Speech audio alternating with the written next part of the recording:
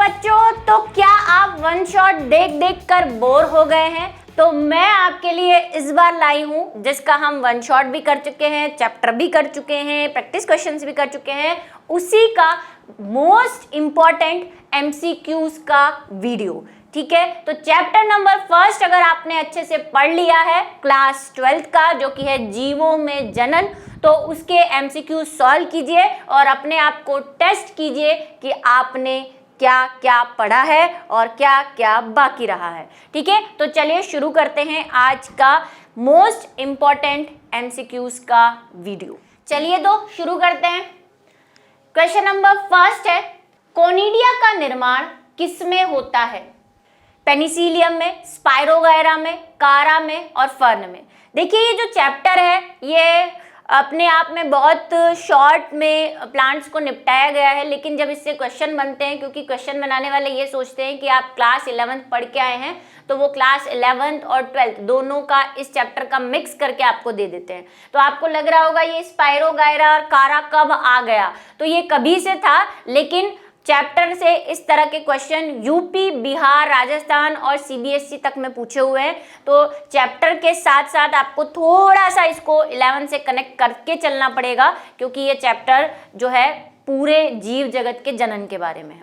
ठीक है, तो चलिए, पेनिसिलियम, स्पाइरोगायरा, कारा या फर्न किसमें होता है कोनिडिया द्वारा? तो मुझे लगता है ये तो बहुत इजी क्वेश्चन है, क्योंकि डायरेक्टली हमें पता होना चाहिए कि कोनिडिया जो कि क्या है, अलैंगिक जनन की विधि है।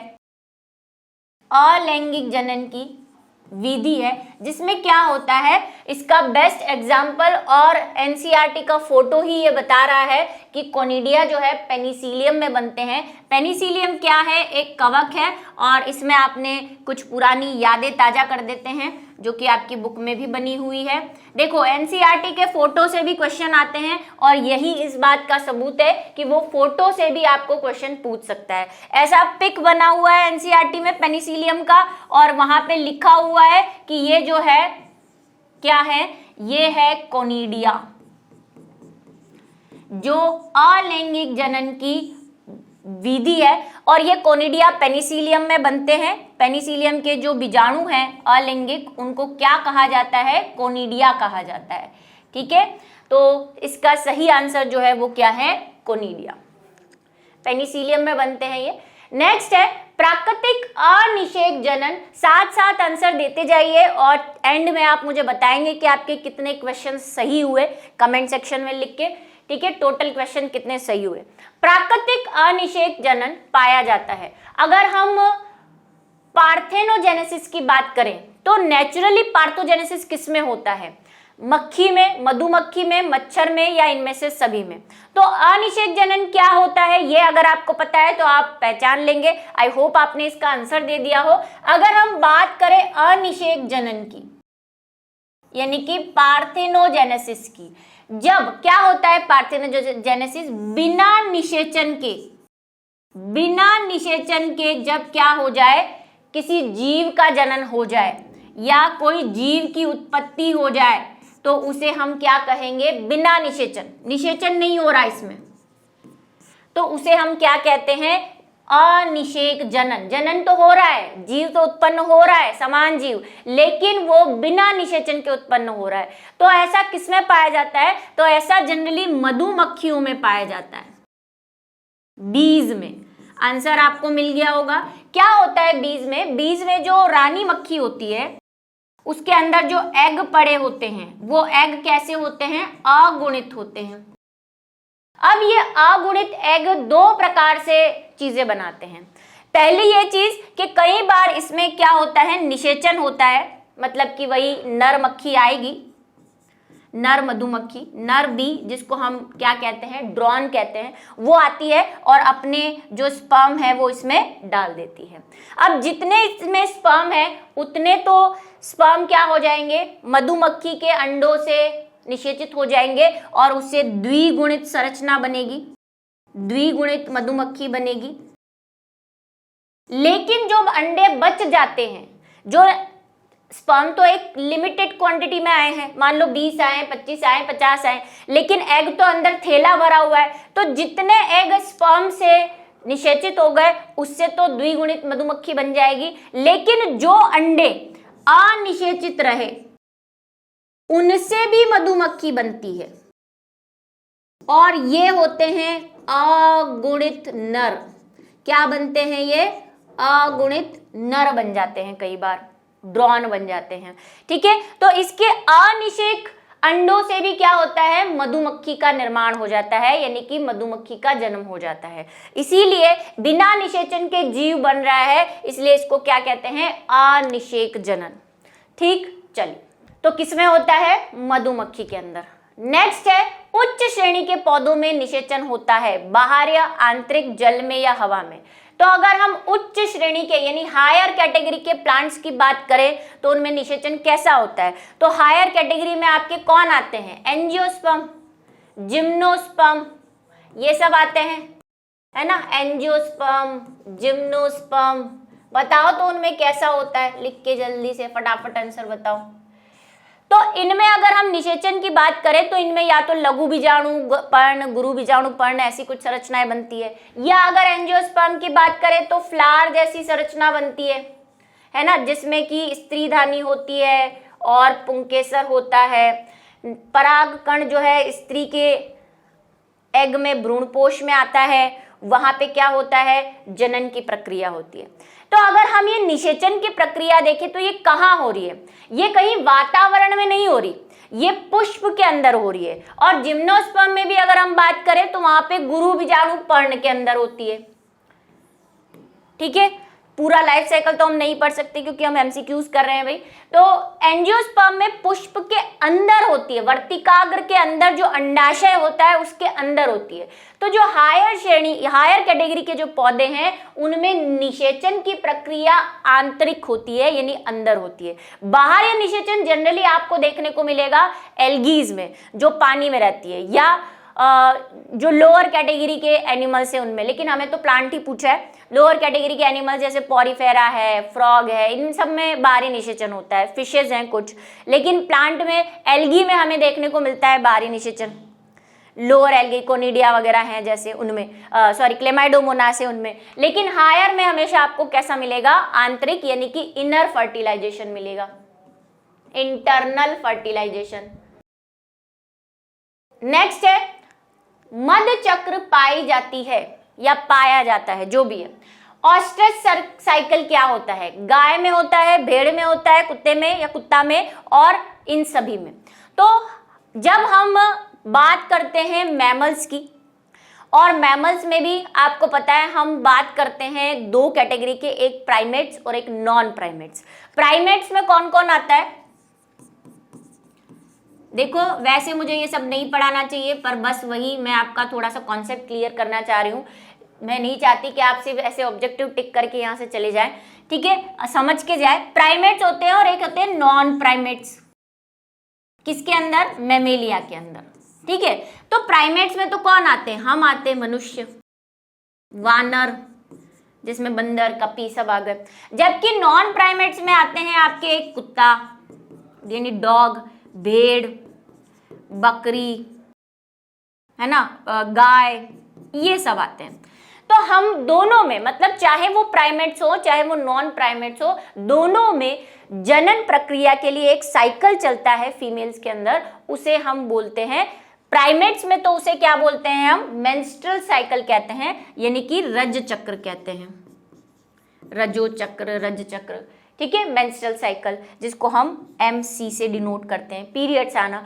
जबकि नॉन प्राइमेट्स में मध्य चक्र या माद चक्र होता है, तो इनमें पाया जाता है मध्य चक्र। अब ये मध्य चक्र और मेंस्ट्रुअल साइकिल में डिफरेंस क्या है ये सुनो। दोनों सेम चीज है, दोनों इस चीज को बताती है कि फीमेल जो है वो एग रिलीज कर रही है। मेंस्ट्रुअल साइकिल में भी एग रिलीज होता है, मध्य चक्र में भी एग रिलीज होता है, लेकिन इसमें ब्लीडिंग नहीं होती। मेंस्ट्रुअल साइकिल में ब्लीडिंग होती है, जबकि मध्य चक्र में नॉर्मली, मतलब मैक्सिममली एनिमल्स में ब्लीडिंग नहीं होती। कुछ डॉग की ऐसी ब्रीड्स हैं जिनमें ब्लीडिंग होती है, लेकिन न के बराबर होती है।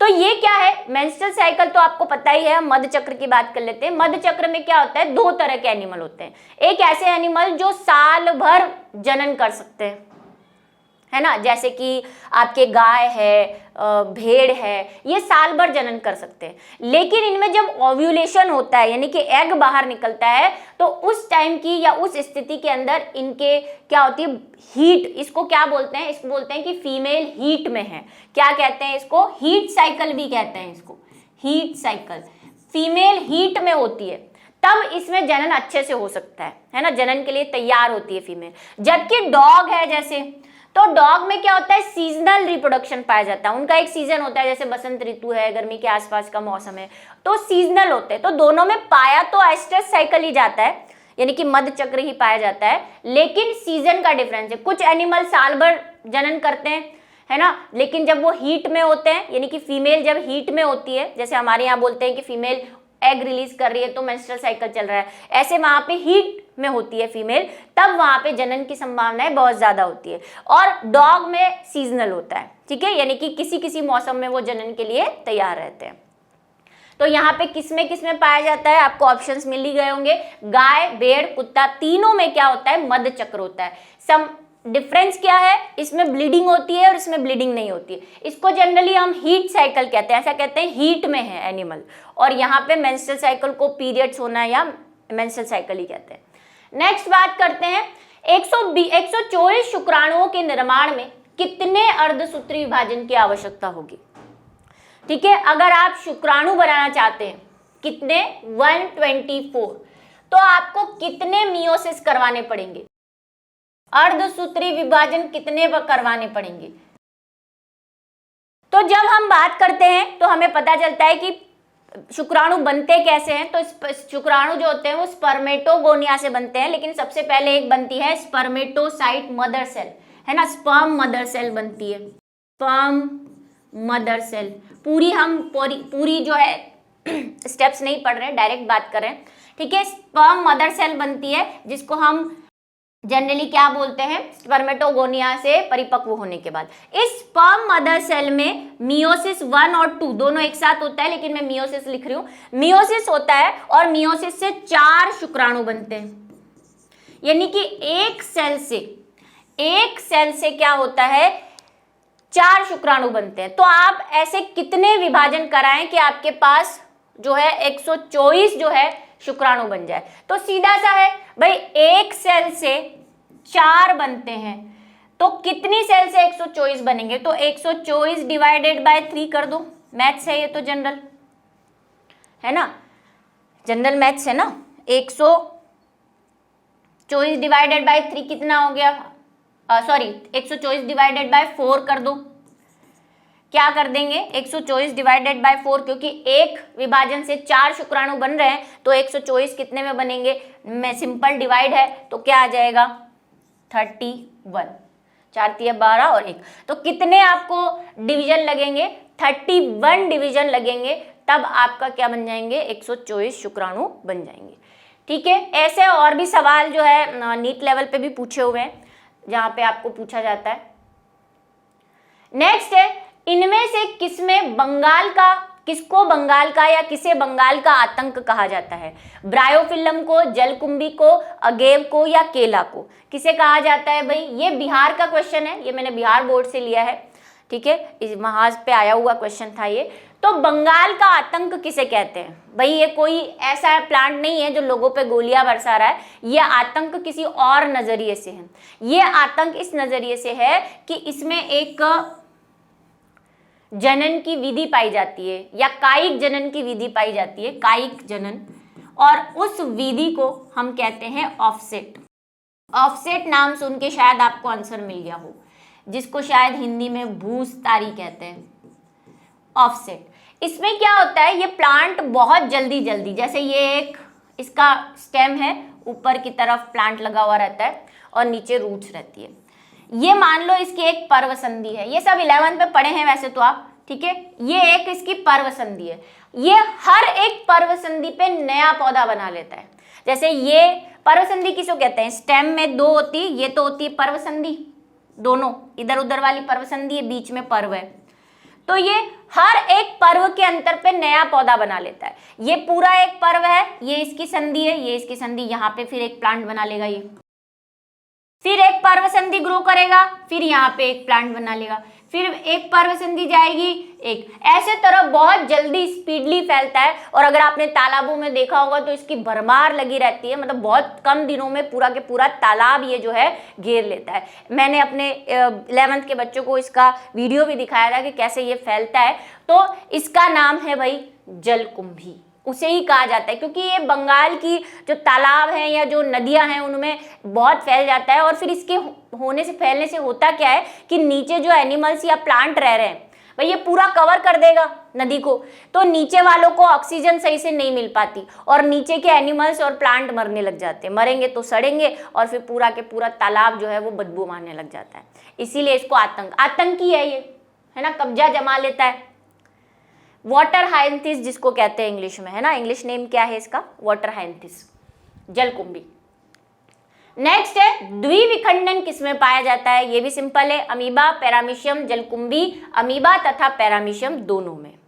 बताइए फटाफट, द्विविखंडन किसमें पाया जाता है, क्या होता है द्विविखंडन? यह अलैंगिक जनन की एक विधि है जिसमें जीव जो है वो दो भागों में विभक्त हो जाता है और प्रत्येक जीव जो है वो नए जीव में कन्वर्ट हो जाता है ना। मेन एनिमल दो भागों में बढ़ गया और इसीलिए उसे क्या कहते हैं, द्विविखंडन। तो ऐसा जो है दोनों में, यानी कि अमीबा और पैरामीशियम दोनों में पाया जाता है। अमीबा तो ऐसे ही करेगा डिवाइड, है ना, दोनों पहले कोशिका विभाजन, कोशिका द्रव्य विभाजन, केंद्रक द्रव्य विभाजन होगा और जीव बन जाएंगे। पैरामीशियम में थोड़ा सा डिफरेंट है। पैरामीशियम का क्या नाम है, कॉमन नेम है पैरामीशियम का स्लीपर एनिमिक्यूल। बहुत सारी चीजें जो है आज मैं आपको एक्स्ट्रा बताऊंगी, वैसे आपको पता होनी चाहिए ये। अब पैरामीशियम में क्या है, द्विविखंडन, इसको दो भागों में बंटना है, लेकिन ये दो भागों में दो अलग अलग तरह से बढ़ता है। पहला क्या है कि कई बार तो ये ऐसे लंबा दो भागों में बढ़ जाता है, इसको कहते हैं लंबवत, लंबवत या वर्टिकल या लॉन्जिट्यूडनल, लॉन्जिट्यूडनल डिवीजन। तो दो भाग में, एक ये वाला नया पैरामीशियम बना देगा, ये नया बना देगा। लेकिन कई बार ये ऐसे आड़ा भी बढ़ जाता है, अनुप्रस्थ, है ना। तो बढ़ते तो दो ही भाग है, चाहे लंबा हो या आड़ा हो, तो दो प्रकार का, ये भी इसकी एक स्पेशलिटी है। इस नाम से भी आपको पूछ सकते हैं कि निम्न में से अनुप्रस्थ विभाजन द्वारा द्विविखंडन किस में होता है, तो पैरामीशियम में। तो होता तो द्विविखंडन ही है, इसीलिए डी जो है वो हमारा आंसर है। ठीक है, नेक्स्ट चलते हैं अलैंगिक जनन में। भाई फटाफट से आंसर दो, बहुत सारे पूरे चैप्टर के एक साथ कर रहे हैं हम क्वेश्चन आंसर, इंपॉर्टेंट वाले एमसीक्यूज। ठीक है, जनन में कितने जीव भाग लेते हैं, अलैंगिक जनन में कितने जीव भाग लेते हैं? ऑब्वियसली अलैंगिक जनन किसे कहते हैं, ऐसी जनन प्रक्रिया जिसमें केवल एक जनक, जिसमें केवल एक जनक या कोशिका से नई संतति उत्पन्न होती है। ठीक है, तो एक जनक है, इसका मतलब एक ही से उत्पन्न होती है, तो यहाँ पे सही आंसर है एक जनक से ही नया जीव उत्पन्न हो जाता है। जैसे अभी हमने देखा अमीबा, अमीबा जो है अकेला रहता है, दो में विभाजित होके दो सही संतति बना लेता है, नई संतति। तो विभाजन तो एक की वजह से हुआ, एक से ही दो बने हैं। ठीक है, चलिए नेक्स्ट बात करते हैं, पौधों में अलैंगिक जनन निम्न में से किस विधि द्वारा होता है, विभाजन, मुकुलन, विखंडन या सभी? अगर हम पौधों की बात करें तो उसमें अलैंगिक जनन की कौन कौन सी विधियां हमारे पास हैं, किससे होता है? तो पौधे जब हम सोचते हैं तो हमारे दिमाग में एक सवाल जो आता है या इमेज जो आती है वो वही पौधे आते हैं जो हम हमारे पास देखते हैं। लेकिन मेरे प्यारे बच्चों, आप 11th पढ़ चुके हैं, 12th में हैं, और आपको ये पता होना चाहिए कि पौधे के अंदर कुछ बेचारे छोटे छोटे जीव भी आते हैं जिनको हम कहते हैं शैवाल, ब्रायोफाइटा, टेरिडोफाइटा तो खैर बड़े हो गए, ब्रायोफाइटा, है ना, और शैवाल, ये तो नन्हे मुन्ने पौधे हैं, ये भी पौधों में ही आते हैं। तो अगर हम इनकी जनन विधियां देखें तो पूरा टोटली प्लांट को, किंगडम को अगर हम मिला लें तो प्लांट किंगडम में विभाजन भी होता है, यानी कि दो जो पौधा है या जो भी शैवाल है वो दो भागों में टूटकर द्विविखंडन वाला जनन भी करता है। मुकुलन भी होता है इनमें, है ना, मुकुल बर्ड निकलती है, कोई भी एनिमल है उसमें से छोटी सी, एनिमल नहीं प्लांट है, उसमें से छोटी सी बर्ड निकलेगी जिसको मुकुल कहते हैं। ठीक है, ये बड यहाँ से अलग हो जाएगी और फिर नया प्लांट बना लेगी। ऐसा भी होता है, विखंडन द्वारा भी होता है, यानी कि अगर एल्गी में जनरली हम ऐसा देखते हैं कि एल्गी जो है वो अगर बहुत सारे टुकड़ों में, जैसे स्पाइरोगायरा 2 या 2 से अधिक टुकड़ों में टूट जाता है तो प्रत्येक स्पाइरोगायरा नया जीव बना लेता है, बहुत सारे स्पाइरोगायरा बन जाते हैं। तो ये तीनों ही विधियां हमें प्लांट के अंदर देखने को मिलती है। अलैंगिक जनन की, कायिक जनन निम्न में से किस प्रकार होता है? अगर हम कायिक जनन की बात करें तो किससे होता है? तो कायिक जनन होता क्या है, पहले तो ये पता होना चाहिए, जड़ से, तना, पत्ती और तीनों से। तो कायिक जनन क्या है? पौधे के किसी कायिक भाग से। अब कायिक भाग क्या क्या होते हैं? कायिक भाग से अगर जनन की प्रक्रिया हो, यानी कि कायिक भाग से अगर कोई टुकड़ा, कोई चीज जो है नया जीव बना ले, नया पौधा बना ले, तो उसे हम कहेंगे कायिक जनन, जिसको हम क्या कहते हैं? Vegetative reproduction. ठीक है, वेजिटेटिव रिप्रोडक्शन कहते हैं। तो अभी वेजिटेटिव रिप्रोडक्शन क्या है? वेजिटेटिव रिप्रोडक्शन में जो कायिक भाग आते हैं, वेजिटेटिव पार्ट आते हैं, वो कौन कौन से होते हैं? वो आपकी लीफ हो सकती है, पत्ती, वो आपकी रूट हो सकती है, जड़, वो आपका स्टेम हो सकता है, वो आपकी तने की कोई शाखा हो सकती है, वैसे तो स्टेम के अंदर ही आ गई शाखा, आपकी कोई कलिका हो सकती है, बड। ठीक है, ये सारी चीजों में से कुछ भी अगर टूट के नीचे गिर जाए और उससे नया प्लांट डेवलप हो जाए तो उसको हम कायिक जनन कहते हैं। तो जड़ द्वारा भी होता है, पत्ती द्वारा भी होता है और स्तंभ यानी कि स्टेम द्वारा भी होता है। तो तीनों द्वारा हमें क्या देखने को मिलता है? प्लांट में कायिक जनन देखने को मिलता है। ठीक है, एग्जाम्पल देखना चाहते हो, देखो जड़ में तो आप ये ले लो, जैसे गाजर वगैरह है, इनमें होता है कायिक जनन। स्तंभ में आप गुलाब की कटिंग लगाते हो ना, गुलाब ऐसे उगाते हो, बीजों से तो उगाते नहीं। पत्ती में ब्रायोफिलम सबसे बड़ा एग्जाम्पल है कि ब्रायोफिलम में पत्ती के द्वारा जो है कायिक जनन होता है। ठीक है, चलिए नेक्स्ट बात करते हैं, कायिक जनन की कृत्रिम विधि कौन सी है? कि कायिक जनन एक तो हमने पढ़ा अभी जस्ट पिछले क्वेश्चन में कि जड़, तना, पत्ती या किसी भाग से टूटकर पौधा बन जाए, लेकिन कृत्रिम रूप से यानी आर्टिफिशियल फॉर्म में हम कायिक जनन कैसे करवा सकते हैं? तो कैसे करवा सकते हैं? यहाँ पे ऑप्शन है, रोपण द्वारा, कलम द्वारा, दाब कलम द्वारा या सभी द्वारा। तो अगर आर्टिफिशियल हम बात करें किसकी? वेजिटेटिव रिप्रोडक्शन की, तो हमारे पास इन तीनों विधियों को यूज किया जाता है, यानी कि आंसर जो है हमारा क्या रहेगा? सभी। जल्दी जल्दी आंसर देते जाओ भी, बहुत सारे क्वेश्चन करने हैं, जितना मैं क्वेश्चन बोलती हूँ उतनी देर में तो आपका आंसर आ जाना चाहिए ऑप्शन देखते ही। क्या है रोपण? देखो रोपण में क्या किया जाता है, वही आप कोई पौधा लाए, ठीक है, आपने उसका कोई भाग जो है जमीन में बो दिया तो उसको रोपण कह देते हैं। कलम में आप गुलाब में करते हैं, गुलाब की जो है एक तना काट के तिरछा उसको जमीन में बो देते हैं तो नया गुलाब, उसकी जड़ें वगैरह निकल आती है। दाब कलम में क्या होता है ये मैं आपको समझा देती हूँ। दाब कलम में क्या होता है, जैसे कि ये पौधा है ना, इसकी ये शाखा है। अब क्या करते हैं हम, ये जमीन है, इसकी ये जो शाखा होती है इसको यहां से नीचे की तरफ घुमा देते हैं, ऐसे जमीन के अंदर गाड़ देते हैं और उस पे क्या डाल देते हैं, मिट्टी डाल देते हैं, जमीन के अंदर दबा देते हैं ऐसे। अब जमीन के अंदर दबा देंगे तो क्या होगा, इस तने से धीरे धीरे जड़ें निकलने लग जाएगी और ऊपर की ओर एक नया तना निकल जाएगा और नए पौधे का निर्माण हो जाएगा। इसको कहते हैं दाब कलम विधि। ठीक है, ये हर पौधे में नहीं अपना सकते। जनरली अगर आप देखेंगे तो चमेली में ऐसा करते हैं, चमेली का जो पौधा होता है उसके अंदर। ठीक है, तो सभी ये कृत्रिम कायिक जनन की विधियां हैं। बच्चों ये जो भी क्वेश्चन मैं करवा रही हूँ ये सब यहाँ पे लिखा हुआ नहीं है क्योंकि बहुत सारे क्वेश्चन है, कम से कम 42 क्वेश्चन है, तो सभी किसी न किसी बोर्ड में आए हुए क्वेश्चन है। RBC, CBSE, UP, Bihar, MP और झारखंड वाले भी कुछ क्वेश्चंस इसमें हैं और भी बहुत सारे बोर्ड्स के थे इसमें। ठीक है, तो बहुत सारे बोर्ड्स के मिला के हमने ये चैप्टर के इंपॉर्टेंट क्वेश्चंस बनाए हैं। आलू में कायिक संचरण किसके द्वारा होता है, ये तो बहुत सिंपल क्वेश्चन है। इसी टाइप के क्वेश्चन बनते हैं इस चैप्टर से। पत्तियां, स्तंभ, जड़ या बीज, तो आपको पता है आलू किसका भाग है, आलू एक तना है और इसी आलू के ऊपर जो है वो आंखें निकल आती है जिसको हम कहते हैं ट्यूबर, कंद कहते हैं।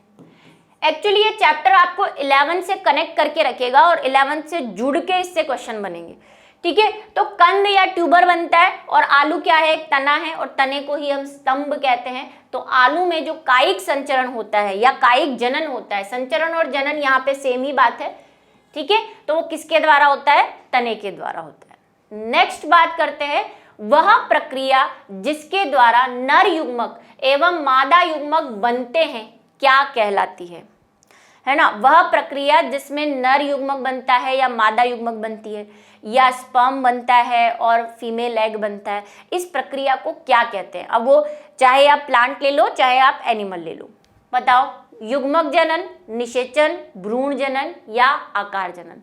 तो भाई मेरा नाम ही मेरी परिभाषा है सिद्धांत पे कार्यरत कि युग्मकों का निर्माण हो रहा है। क्या बन रहे हैं इसमें, युग्मक बन रहे हैं, नर युग्मक या मादा युग्मक। तो युग्मक बन रहे हैं तो युग्मकों का बनना, और बनने को साइंटिफिक लैंग्वेज में हम क्या कह रहे हैं, जनन। तो सीधा सीधा आंसर है युग्मक जनन, जिसको इंग्लिश में क्या बोलते हैं, गैमेटोजेनेसिस। गैमेटोजेनेसिस।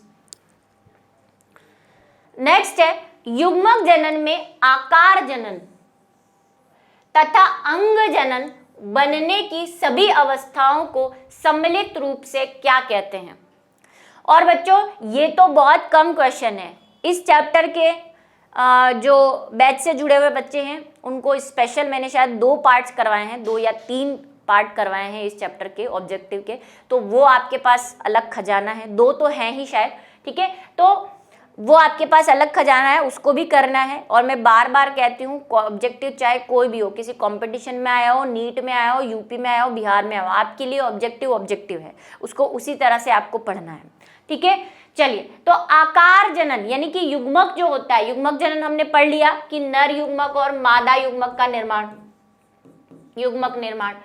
इनका आकार जनन मतलब इनका बनना है ना, नर युग्मक से। जैसे अगर हम प्लांट की, यहाँ पे कुछ लिखा नहीं है तो हम ले ही लेते हैं, जैसे स्पर्म बना है ना और फीमेल में एग बना।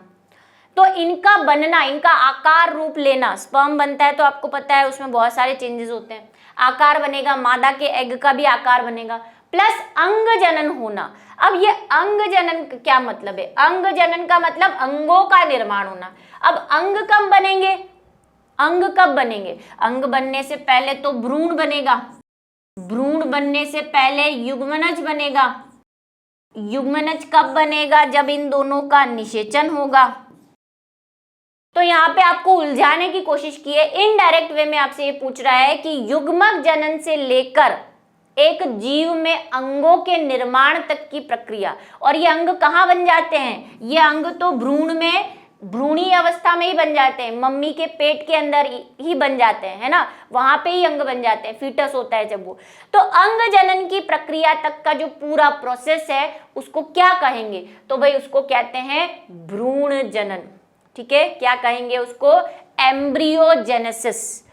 एम्ब्रियोजेनेसिस, एम्ब्रियोजेनेसिस की एक परिभाषा आप ये भी पढ़ेंगे कि युग्मनज से भ्रूण निर्माण की प्रक्रिया को भी एम्ब्रियोजेनेसिस कहते हैं। लेकिन यहाँ पे और कोई ऑप्शन सही नहीं है, खाली युग्मक जनन हम नहीं कह सकते, वृद्धि नहीं कह सकते, परिवर्धन तो भ्रूण के अंदर होता है, लेकिन यहाँ पे युग्मक जनन को भी शामिल किया हुआ है। तो इस पूरे प्रोसेस को हम कहते हैं भ्रूण जनन यानी कि एम्ब्रियोजेनेसिस। तो कई बार हमें ऑप्शन देख के भी सही आंसर चूज करने की आदत होनी चाहिए, ठीक है। चलिए नेक्स्ट बात करते हैं, वह जीव या पौधा जिसके शरीर में नर तथा मादा दोनों के जनन पाए जाते हैं।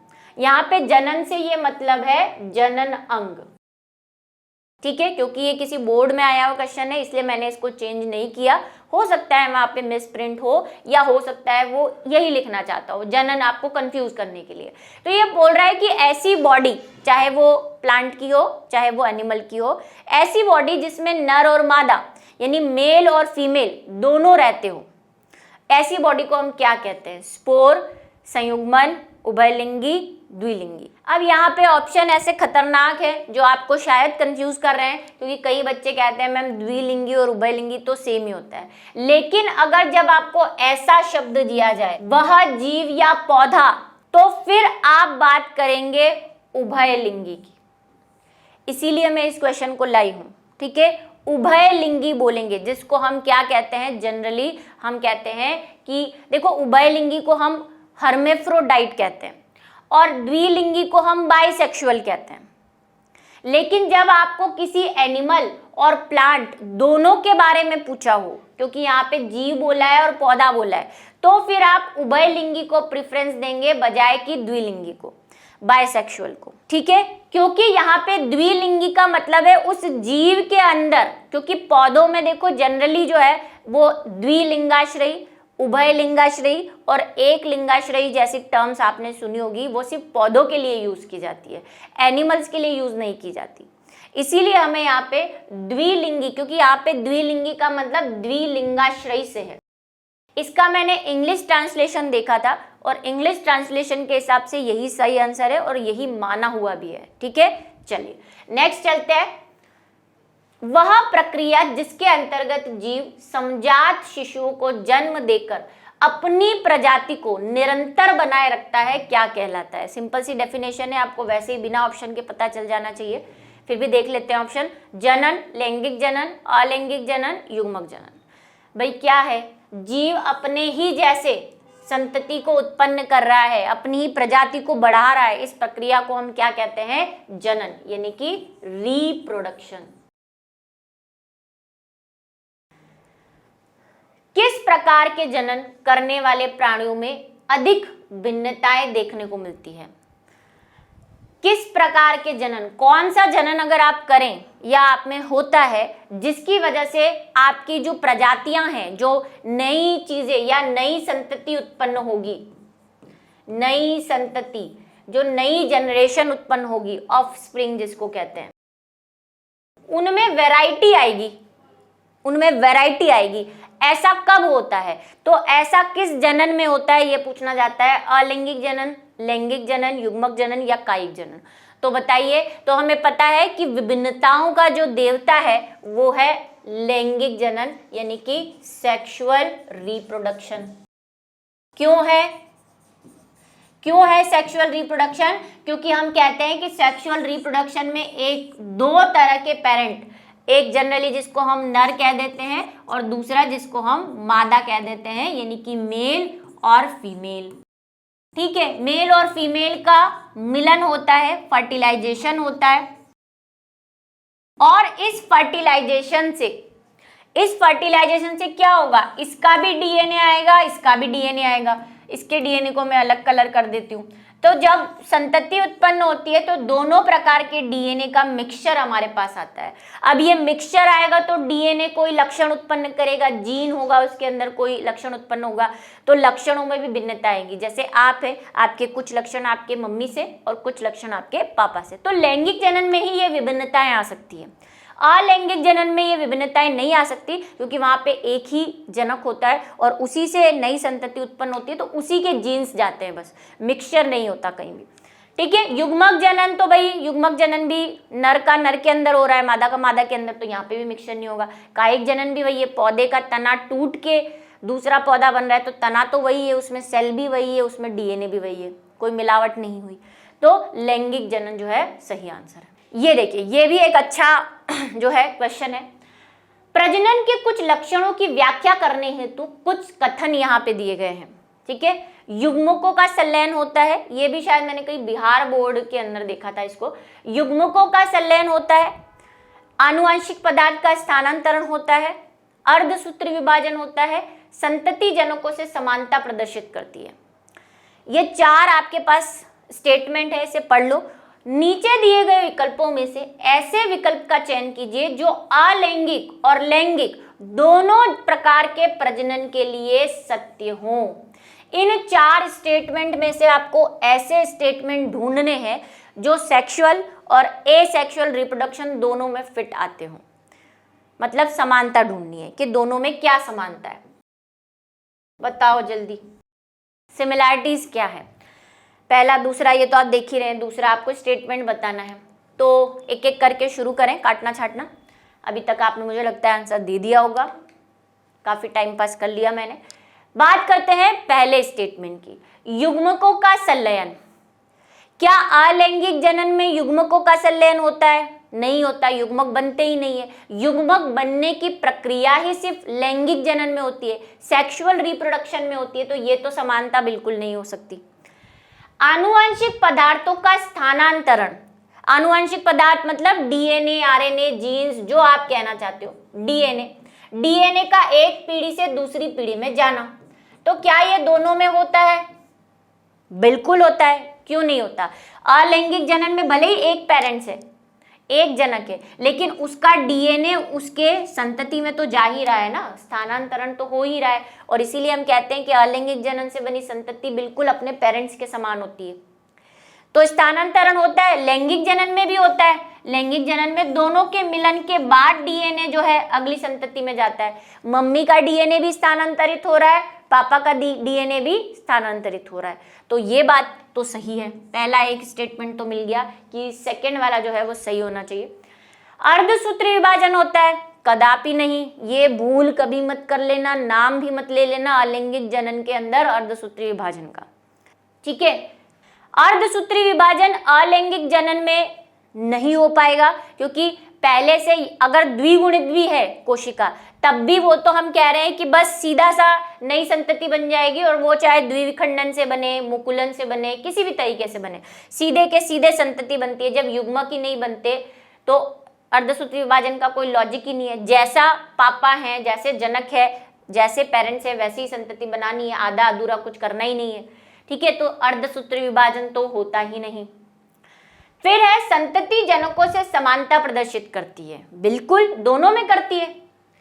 अलैंगिक जनन में तो पूरी 100% करती है, एक 0.0% छोड़ दो भले, करती है। जैसे वही हमने यहाँ पे एक डायलॉग दिया था कि जैसे पापा वैसे बेटा, है ना, तो भाई जैसे पेरेंट्स हैं वैसा ही क्या बनेगी, संतति बनेगी। यहाँ पे भी आती तो है समानता, भले दोनों की मिली जुली आती है, लेकिन समानता तो है ना, कुछ कुछ आप अपने पापा जैसे दिखते हो, कुछ कुछ आप अपनी मम्मी जैसे दिखते हो, तो समानता तो होती है, ठीक है। तो दो यहाँ पे ये जो है सही आंसर है, सेकंड और फोर्थ।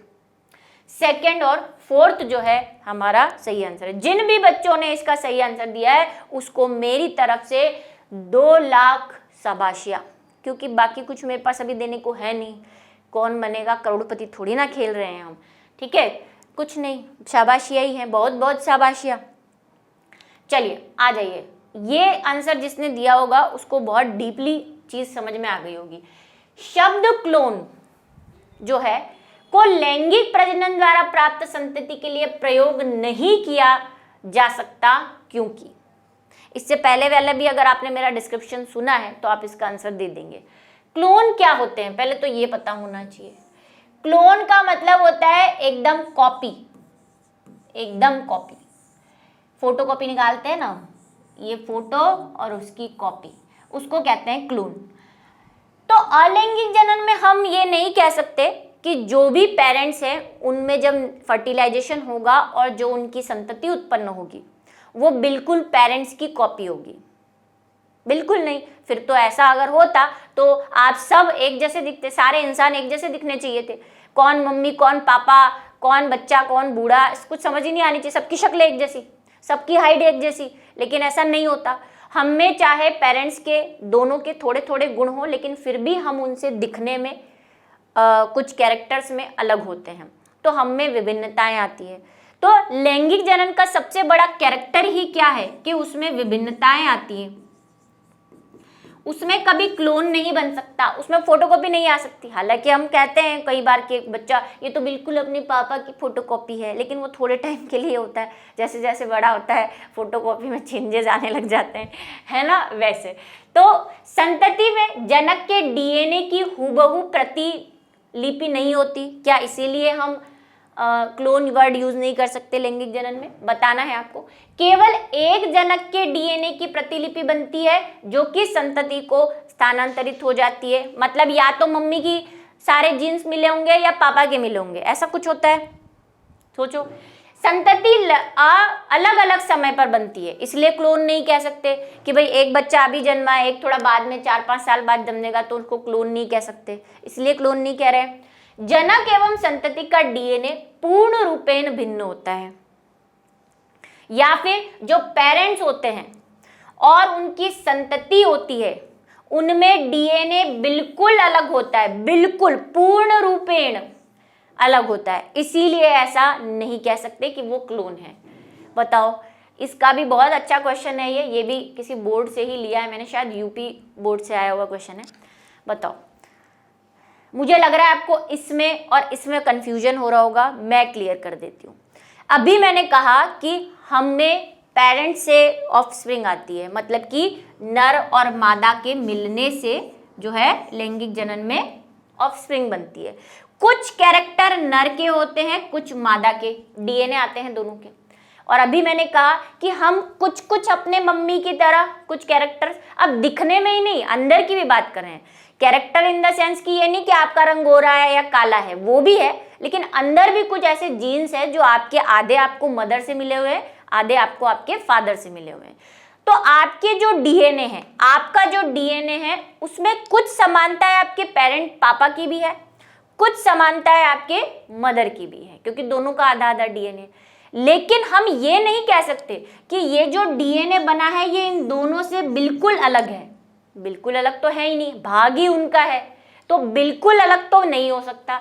ये स्टेटमेंट तो कभी सही नहीं हो सकता कि जनक और संतति का डीएनए पूर्ण रूपेण भिन्न है। पूर्ण रूपेण भिन्न नहीं होता, थोड़ी थोड़ी हमें क्या है, समानता है हमारे पेरेंट्स से, हम उनका डीएनए जीन्स हमारे पास है, समानता तो है। ये वाला स्टेटमेंट सही है कि लैंगिक जनन में जो ऑफस्प्रिंग आते हैं उसको हम क्लोन इसलिए नहीं कह सकते क्योंकि उनके डीएनए जो होते हैं वो हूबहू कॉपी नहीं होते, थोड़ा बहुत मिलते हैं, है ना। पूर्ण रूपेण भी नहीं मिलते, ये भी नहीं कह सकते, थोड़े बहुत मिलते हैं, लेकिन कॉपी नहीं बना सकते, कॉपी नहीं होते, इसलिए हम उसको क्लोन नहीं कहते। ये भी जिसने आंसर सही दिया है बहुत बहुत शाबाशियां मेरी तरफ से, ऐसे ऐसे कर लो। चलो नेक्स्ट है, अमीबा व ईस्ट क्रमशः विभाजन व मुकुलन द्वारा अलैंगिक प्रजनन करते हैं क्योंकि वह। अमीबा और ईस्ट, अच्छा ईस्ट किस में आता है मेरे प्यारे बच्चों? इतना तो मुझे हक है आपको पूछने का, 12th वाले बच्चों को स्पेशली, क्योंकि मैंने कई बार चीख चीख के क्लास 11th को भी और क्लास 12th को भी ये समझाया है कि ईस्ट क्या है ना। कई बच्चे अभी बोलेंगे मैम बैक्टीरिया है। ईस्ट क्या है? एक कवक है, फंजाई है, और फंजाई में भी बहुत इंपॉर्टेंट है। क्यों इंपॉर्टेंट है? क्योंकि सारी फंजाई बहुकोशिकीय है, सब मल्टी सेल्यूलर है सिवाय इस यूनिक पर्सन के, दिस इज कॉल्ड ईस्ट। ठीक है, ईस्ट एक कोशिकीय है कवक जगत में, बाकी सब बहुकोशिकीय है, इसीलिए ये ज़्यादा इंपॉर्टेंट है। इसका साइंटिफिक नेम भी पढ़ा होगा क्योंकि अब आगे के चैप्टर आप पढ़ चुके होंगे, है ना। सेकेरोमाइसिस सर्वेसी या सर्वेसी। हाँ चलो क्वेश्चन पे आ जाते हैं कि इनमें अलैंगिक और जनन जो होता है वो मुकुलन द्वारा होता है या विभाजन द्वारा होता है, ऐसा क्यों? क्योंकि ये सूक्ष्म जीव है, परपोषी हैं, किसी दूसरे पे डिपेंडेंट रहते हैं, एक कोशिकीय जीव है या एक केंद्र की है। तो भैया मैक्सिमम एनिमल्स या जीव एक केंद्र की होते हैं, कुछ को छोड़ देते हो, तो ये तो बिल्कुल गलत बात है ना, भावनाओं के साथ खिलवाड़ है। परपोषी है, भाई कई ऐसे परपोषी हैं जो लैंगिक जनन करते हैं, जुएं परपोषी है, लैंगिक जनन करती है, तो ये तो कोई लॉजिक नहीं हुआ। सूक्ष्मदर्शी है, छोटे हैं, इसलिए भाई जू प्लैंक्टन्स छोटे ही हैं, आपके वो एल्गी कौन सी बड़ी बड़ी यहाँ पे घूम रही है हमारे चारों ओर, वो भी सूक्ष्म कोशिकीय है, तो उनमें भी लैंगिक जनन मिलता है, नर व मादा युग्मक बनते हैं। ये मुकुलन द्वारा अलैंगिक जनन करते हैं क्योंकि ये एक कोशिकीय है, सिंगल सेल्यूलर है। ये भी किसी बोर्ड में पूछा, मैंने कहा आपसे कई बोर्ड्स में आए हुए क्वेश्चन ही मैंने यहाँ पे लिए हैं। ठीक है, चलिए नेक्स्ट है, लैंगिक प्रजनन के संदर्भ में कुछ कथन, ये भी बहुत डेंजरस क्वेश्चन, अब देखो लेवल धीरे धीरे बीच में बढ़ेगा। लैंगिक प्रजनन के संदर्भ में कुछ कथन यहाँ पे दिए गए हैं, 4 कथन है, उसमें से आपको सही उत्तर बताना है। पहला कथन क्या है? लैंगिक प्रजनन हेतु हमेशा ही 2 व्यक्तिगत जीवों की आवश्यकता नहीं होती ऐसे कह रहा है। लैंगिक प्रजनन में प्राय युग्मकों का संलयन होता है। लैंगिक प्रजनन में अर्धसूत्री विभाजन होता है, मियोसिस, अर्धसूत्री विभाजन कभी नहीं होता, मतलब मियोसिस कभी नहीं होता। बाह्य निषेचन लैंगिक जनन का एक नियम है। बताओ, ये वाला बहुत बढ़िया क्वेश्चन है। ये भी मैंने शायद सीबीएसई के उसमें देखा था, कहीं तो देखा है, सीबीएसई में भी देखा था मैंने, और एक बिहार बोर्ड की मेरे पास ऑब्जेक्टिव बुक है उसके अंदर भी देखा था।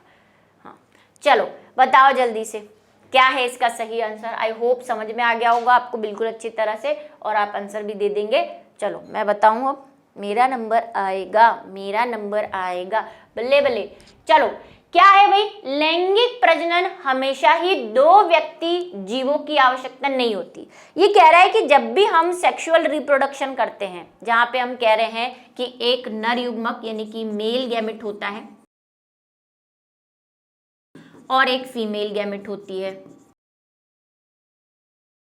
ये दोनों मिलते हैं, इनसे जनन होता है। लेकिन ये देखो स्टेटमेंट की गहराई को समझो, ये कह रहा है हमेशा 2 व्यक्तिगत का मतलब पर्सनल, मतलब कि मेल की बॉडी अलग हो और फीमेल की बॉडी अलग हो, ऐसा हमेशा जरूरी नहीं है। क्या ये सही कथन है? बिल्कुल सही है, कहीं से भी गलत नहीं है।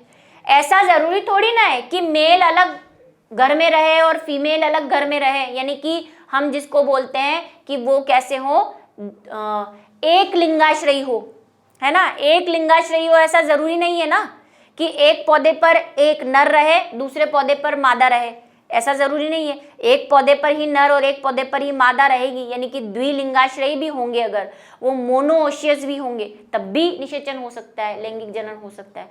जैसे कि शैवाल, कई शैवालों में ऐसा होता है। जो आपका क्लेमाइडोमोनास है उसमें 2 तरह के युग्मक बनते हैं, नर युग्मक भी बनता है, मादा युग्मक भी बनता है, दोनों एक ही के अंदर बनते हैं, अलग अलग जीवों में नहीं बनते। कई प्लांट्स, पुष्प ले लो, पुष्प जो द्विलिंगी पुष्प होते हैं, बाइसेक्सुअल जो फ्लावर्स होते हैं, उनमें उसी में पुंकेसर होता है, उसी में मादा स्त्री केसर होती है, दोनों एक ही पुष्प पे होते हैं। ऐसा थोड़ी नर का पुष्प अलग है मादा का पुष्प अलग होगा तभी लैंगिक जनन होगा। यहाँ पे भी तो निषेचन ही हो रहा है, यहाँ पे भी तो सेक्सुअल रिप्रोडक्शन हो रहा है स्वपरागण के द्वारा। तो ये स्टेटमेंट बिल्कुल सही है कि ऐसा जरूरी नहीं है कि दोनों बॉडी अलग अलग हो, अलग अलग एनिमल हो तभी सेक्सुअल रिप्रोडक्शन होगा। एक एनिमल में भी अगर नर और मादा साथ साथ हो, जैसे कि केचुआ है, ठीक है, नर और मादा एक में ही होते हैं, तो ऐसी चीजों में भी क्या होता है, सेक्सुअल रिप्रोडक्शन होता है। तो अलग अलग होना कंपलसरी नहीं है, ये स्टेटमेंट बिल्कुल सही है। लैंगिक प्रजनन में प्राय युग्मकों का संलयन होता है। लैंगिक प्रजनन में प्रायः, नॉर्मली क्या होता है, युग्मकों का संलयन होता है क्या? हाँ, लैंगिक जनन कह ही रहे हैं कि एक युग्मक, एक नर युग्मक और एक मादा युग्मक मिल रहे हैं, तो ये स्टेटमेंट भी सही है। नेक्स्ट है, लैंगिक जनन में अर्धसूत्री विभाजन नहीं होता। ये तो बिल्कुल गलत बात, अर्धसूत्री विभाजन होता है।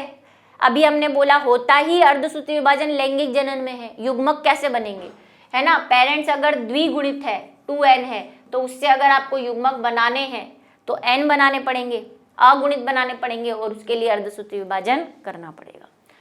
बाह्य निषेचन लैंगिक जनन का एक नियम है, ऐसा बिल्कुल भी नहीं है भाई। बाहरी निषेचन के साथ साथ कई एनिमल्स में आंतरिक निषेचन या प्लांट में आंतरिक निषेचन होता है। बाहरी निषेचन मतलब पानी में या हवा में ही नर व मादा युग्मक मिल जाते हैं, होता है। फ्रॉग में होता है, बाहरी निषेचन होता है। एक्सटर्नल फर्टिलाइजेशन होता है, फीमेल फ्रॉग जो है अपने एग रिलीज कर देती है, मेल जो होता है वो अपने एग रिलीज कर देता है। कहीं बाई चांस वही घर से निकलते कुछ दूर चलते रास्ते में है तेरा घर, तो कहीं उनको मिल जाते हैं ऐसे, तो फिर वो निषेचन हो जाता है। लेकिन अंदर भी होता है, जैसे हायर एनिमल्स में होता है, मनुष्यों में फीमेल की बॉडी के अंदर जो है फर्टिलाइजेशन होता है। प्लांट में अंडाशय के अंदर, ओवरी के अंदर निषेचन होता है, तो अंदर भी होता है। तो ये स्टेटमेंट भी गलत है कि एक नियम है, ऐसा कोई नियम नहीं है, करो जैसे करना है, ठीक है। चलो, तो पहला और दूसरा जो है ना, फर्स्ट और सेकंड स्टेटमेंट जो है वो सत्य कथन है। नेक्स्ट है एक बहुकोशिकीय तंतुवत शैवाल। तंतुवत शैवाल क्या होता है? फिलामेंटस।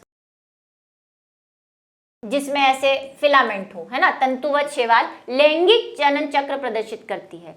इसमें अर्धसूत्री विभाजन यानी कि मियोसिस युग्मनज बनने के बाद होता है। इस शैवाल के वयस्क तंतु में होता है। ये भी अच्छा सवाल है। अगुणित वृद्धि कोशिकाएं, ये सीबीएसई का है, ये मैंने सीबीएसई में देखा था। अगुणित वृद्धि कोशिकाएं द्विगुणित युग्मकधानी, और नीट में भी आया हुआ है मेरे प्यारे बच्चों।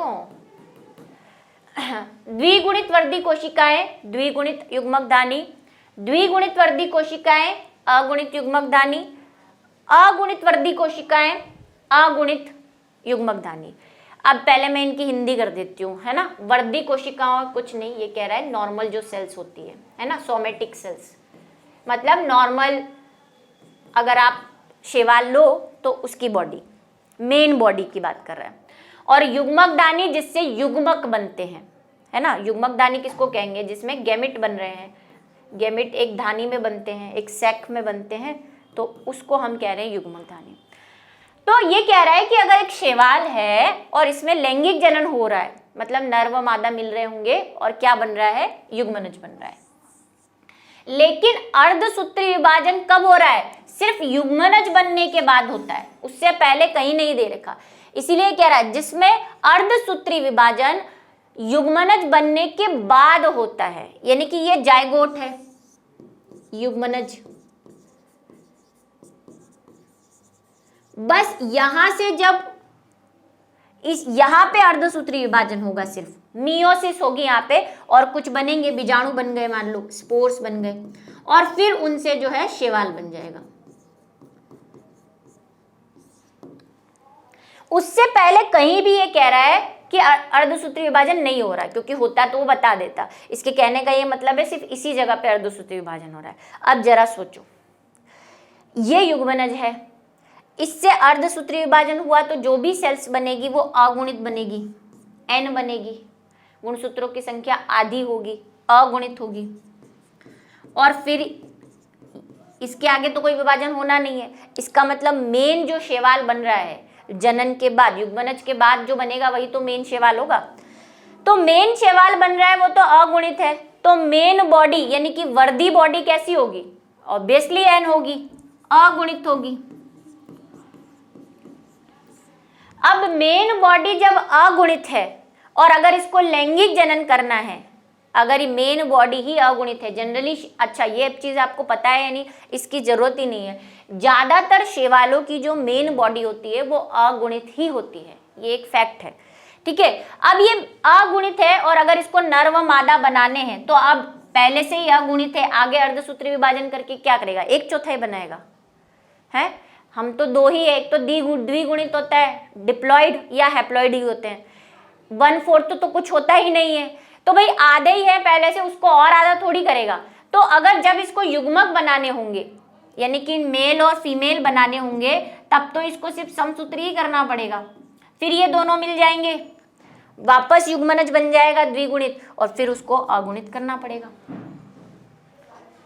है ना। तो यहाँ पे तो क्या होगा? इससे पहले वाले केस में जब नर और मादा मिले होंगे उससे पहले सिर्फ समसूत्री तो हुआ होगा, तभी तो ये द्विगुणित बना। ये भी n था, ये भी n था, तभी तो ये Tn2n हुआ, और ये भी n है, ये भी n है, और हमारी मेन बॉडी भी n है। इसका मतलब विभाजन तो समसूत्री रहा होगा। तो मेन बॉडी भी इसकी अगुणित रहेगी और इसकी जो युग्मक धानी है जिसमें ये युग्मक बनेंगे वो भी कैसी रहेगी? अगुणित रहेगी। थोड़ा सा सोचने की जरूरत है।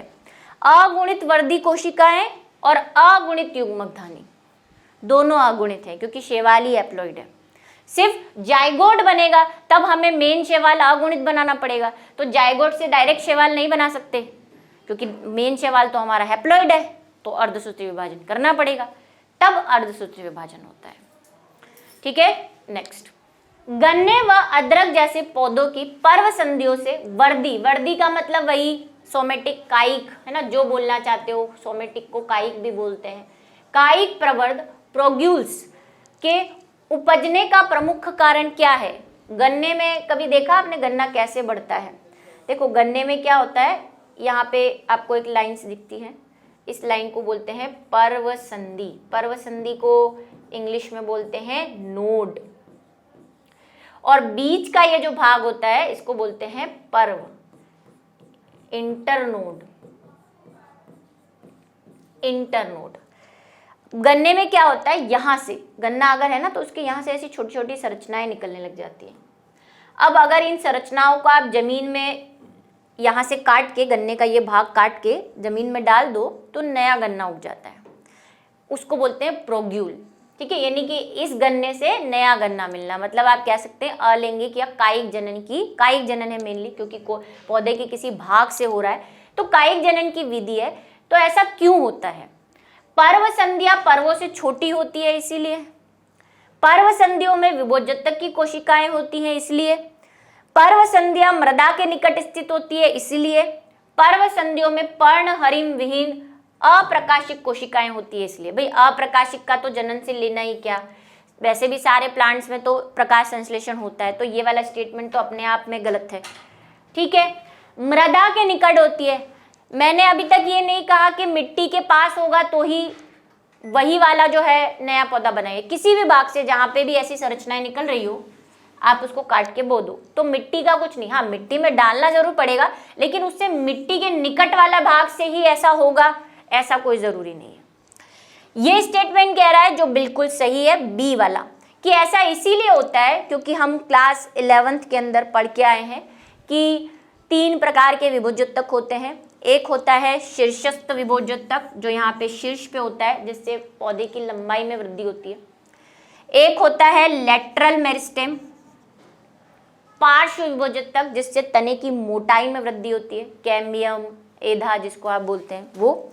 और एक होता है पर्व संधियों के बीच पाया जाने वाला, यहाँ पे ये इस जगह पे, इस जगह पे भी एक विभोजक, विभोजक मतलब मेरिस्टेम, मेरिस्टेम। ठीक है, तो पर्व संधियों में ये मेरिस्टेम होता है। जब आप इसको यहाँ से, मेरिस्टेम की वजह से ही ये इसमें से छोटे छोटे तने निकलने लग जाते हैं, क्योंकि मेरिस्टेम की ये आदत है, ये सुपर पावर है कि वो डिवाइड होती रहती है। तो जब इसको लगता है कि मुझे डिवाइड होना है तो इसको कोई नहीं रोक सकता, ये डिवाइड हो जाती है, फिर ऐसे बना देती है और आप उसको जमीन में डाल दोगे तो नया गन्ना जो है बन जाएगा। ठीक है, तो ये रीजन है जिसकी वजह से पर्व संधियों से नए गन्ने को उगाया जा सकता है। आप घर पे भी देखना, अभी तो हाँ दिवाली आ रही है या जा चुकी है ना, क्योंकि भाई दिवाली थी तो दिवाली में आपने देखा होगा गन्ने लाते हैं, उस पर देखा होगा आपने, नहीं देखा है तो अब देखना। ये जो है यहाँ पे निकलने लग जाते हैं छोटे छोटे, वही ये क्या है, ये इसके प्रवर्ध है, प्रोग्यूल्स हैं, ये कायिक प्रवर्ध। नेक्स्ट है, निम्न में से कौन सा कथन इस मत का सर्वप्रथम समर्थन करता है कि विस्तृत लैंगिक जनन प्रक्रिया जैव विकास के दौरान काफी बाद में प्रकट होती है। ये कहना चाह रहा है कि हम ये कह रहे हैं कि लैंगिक जनन जो है वो बहुत बाद में आया। पुराने पौधों में या पुराने एनिमल्स में, जो लोअर कैटेगरी के एनिमल्स हैं, उनमें लैंगिक जनन नहीं हुआ करता था। जब विकास हुआ तो बाद में लैंगिक जनन, सेक्सुअल रिप्रोडक्शन आया, पहले सेक्सुअल रिप्रोडक्शन नहीं होता था, ऐसा इनका कहना है। तो इस बात का आपके पास क्या प्रूफ है? तो विकास वाला चैप्टर तो हम पढ़े ही हैं, क्योंकि वंश, ये आप एमसीक्यूज कर रहे हैं फर्स्ट चैप्टर के, तो आपने आगे के चैप्टर पढ़े होंगे। नहीं भी पढ़े तो थोड़ा लॉजिक लगाएंगे। निम्न समूहों के जीवों में शरीर रचना सरल होती है। इससे हमें ये पता चलता है कि जैव विकास में पहले लैंगिक जनन नहीं हुआ करता था। निम्न समूह के जीवों में सामान्यतः अलैंगिक जनन पाया जाता है। उनमें अलैंगिक जनन देखने को मिलता है हमें जब हम लोअर लिविंग थिंग्स की बातें करते हैं। तो उच्च समूहों के जीवों में सामान्यतः अलैंगिक, ये तो स्टेटमेंट ही गलत है। उच्च समूहों में तो अलैंगिक जनन देखने को ही नहीं मिल रहा। आप, मैं, गाय, कुत्ता, कीड़े, ये अलैंगिक जनन थोड़ी ना करते हैं। हायर प्लांट्स एंजियोस्पर्म के सेक्सुअल रिप्रोडक्शन कर रहे हैं या फिर कायिक करते हैं, अलैंगिक तो नहीं कर रहे, है ना। कर भी रहे हैं तो कुछ पौधे कर रहे हैं, ऐसा नहीं कि हम सब कर रहे हैं, सारे एनिमल्स या सारे प्लांट्स कर रहे हैं, ऐसा नहीं है। उच्च समूह में जनरली आपको सेक्सुअल रिप्रोडक्शन मिलता है। तो ये स्टेटमेंट तो वैसे ही गलत है। लैंगिक जनन की परिघटना अधिकांशतः पुष्पी पौधों और रीढ़धारियों, रीढ़धारी का मतलब कॉर्डेट, जो वर्टिब्रेट वाले एनिमल हैं, जैसे कि हम हैं, आप हो, मैमल्स हैं, पक्षी हैं, है ना, एविज हैं, ये एम्फीबिया है, रीढ़धारी जो हैं, और हम हैं, तो ये सारी जो है इनमें आपको जनरली क्या देखने को मिलता है, लैंगिक जनन देखने को मिलता है। ये बात तो सही है।